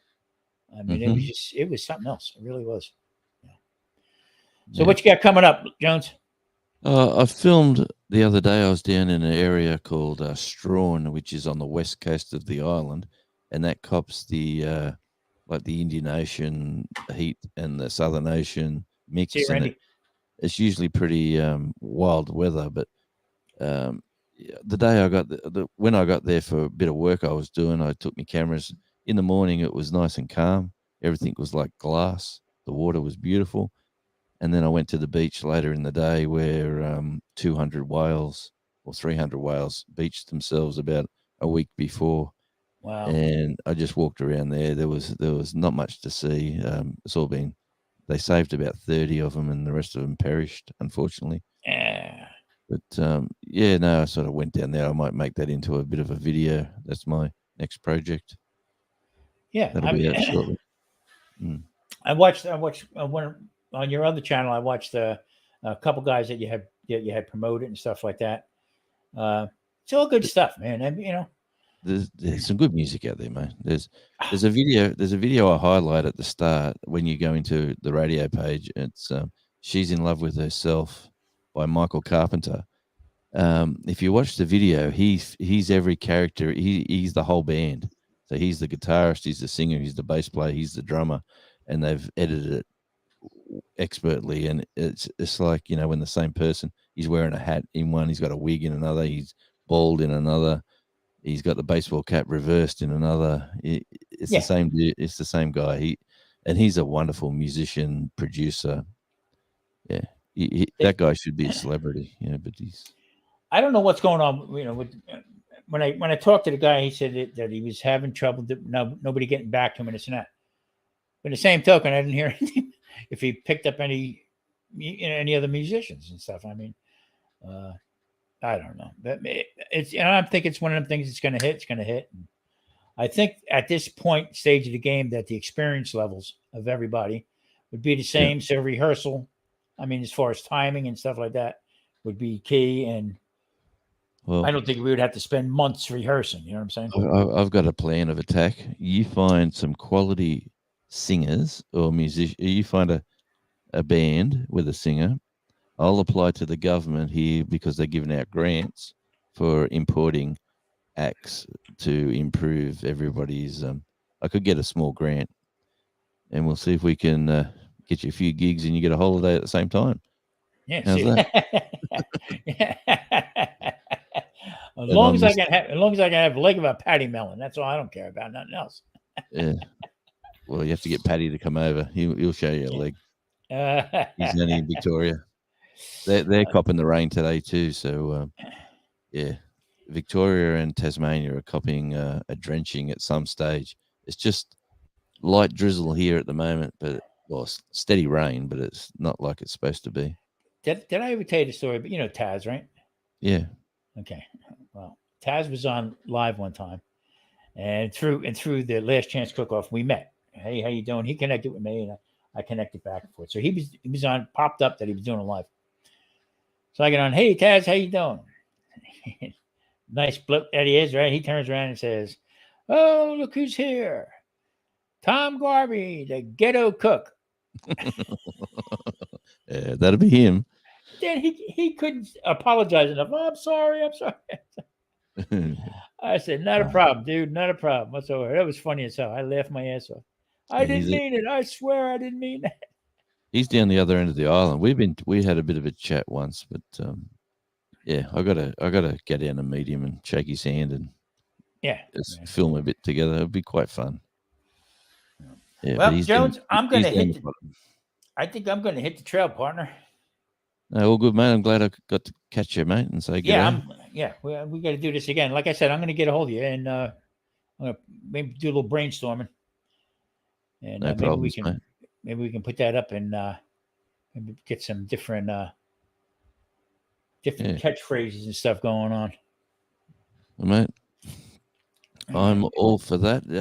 Hey, yeah, stick around when you're finished. I'll play you something that I just made for somebody else. I'll just show you what I did. But cool. We'll save that for another day for the lovely people in chat. Okay, sounds good. All right, everybody. I appreciate everybody for stopping by. I really do. Michael take next week, and it'll be both of us there, I hope. And with that, thanks everybody. Appreciate it. Bye.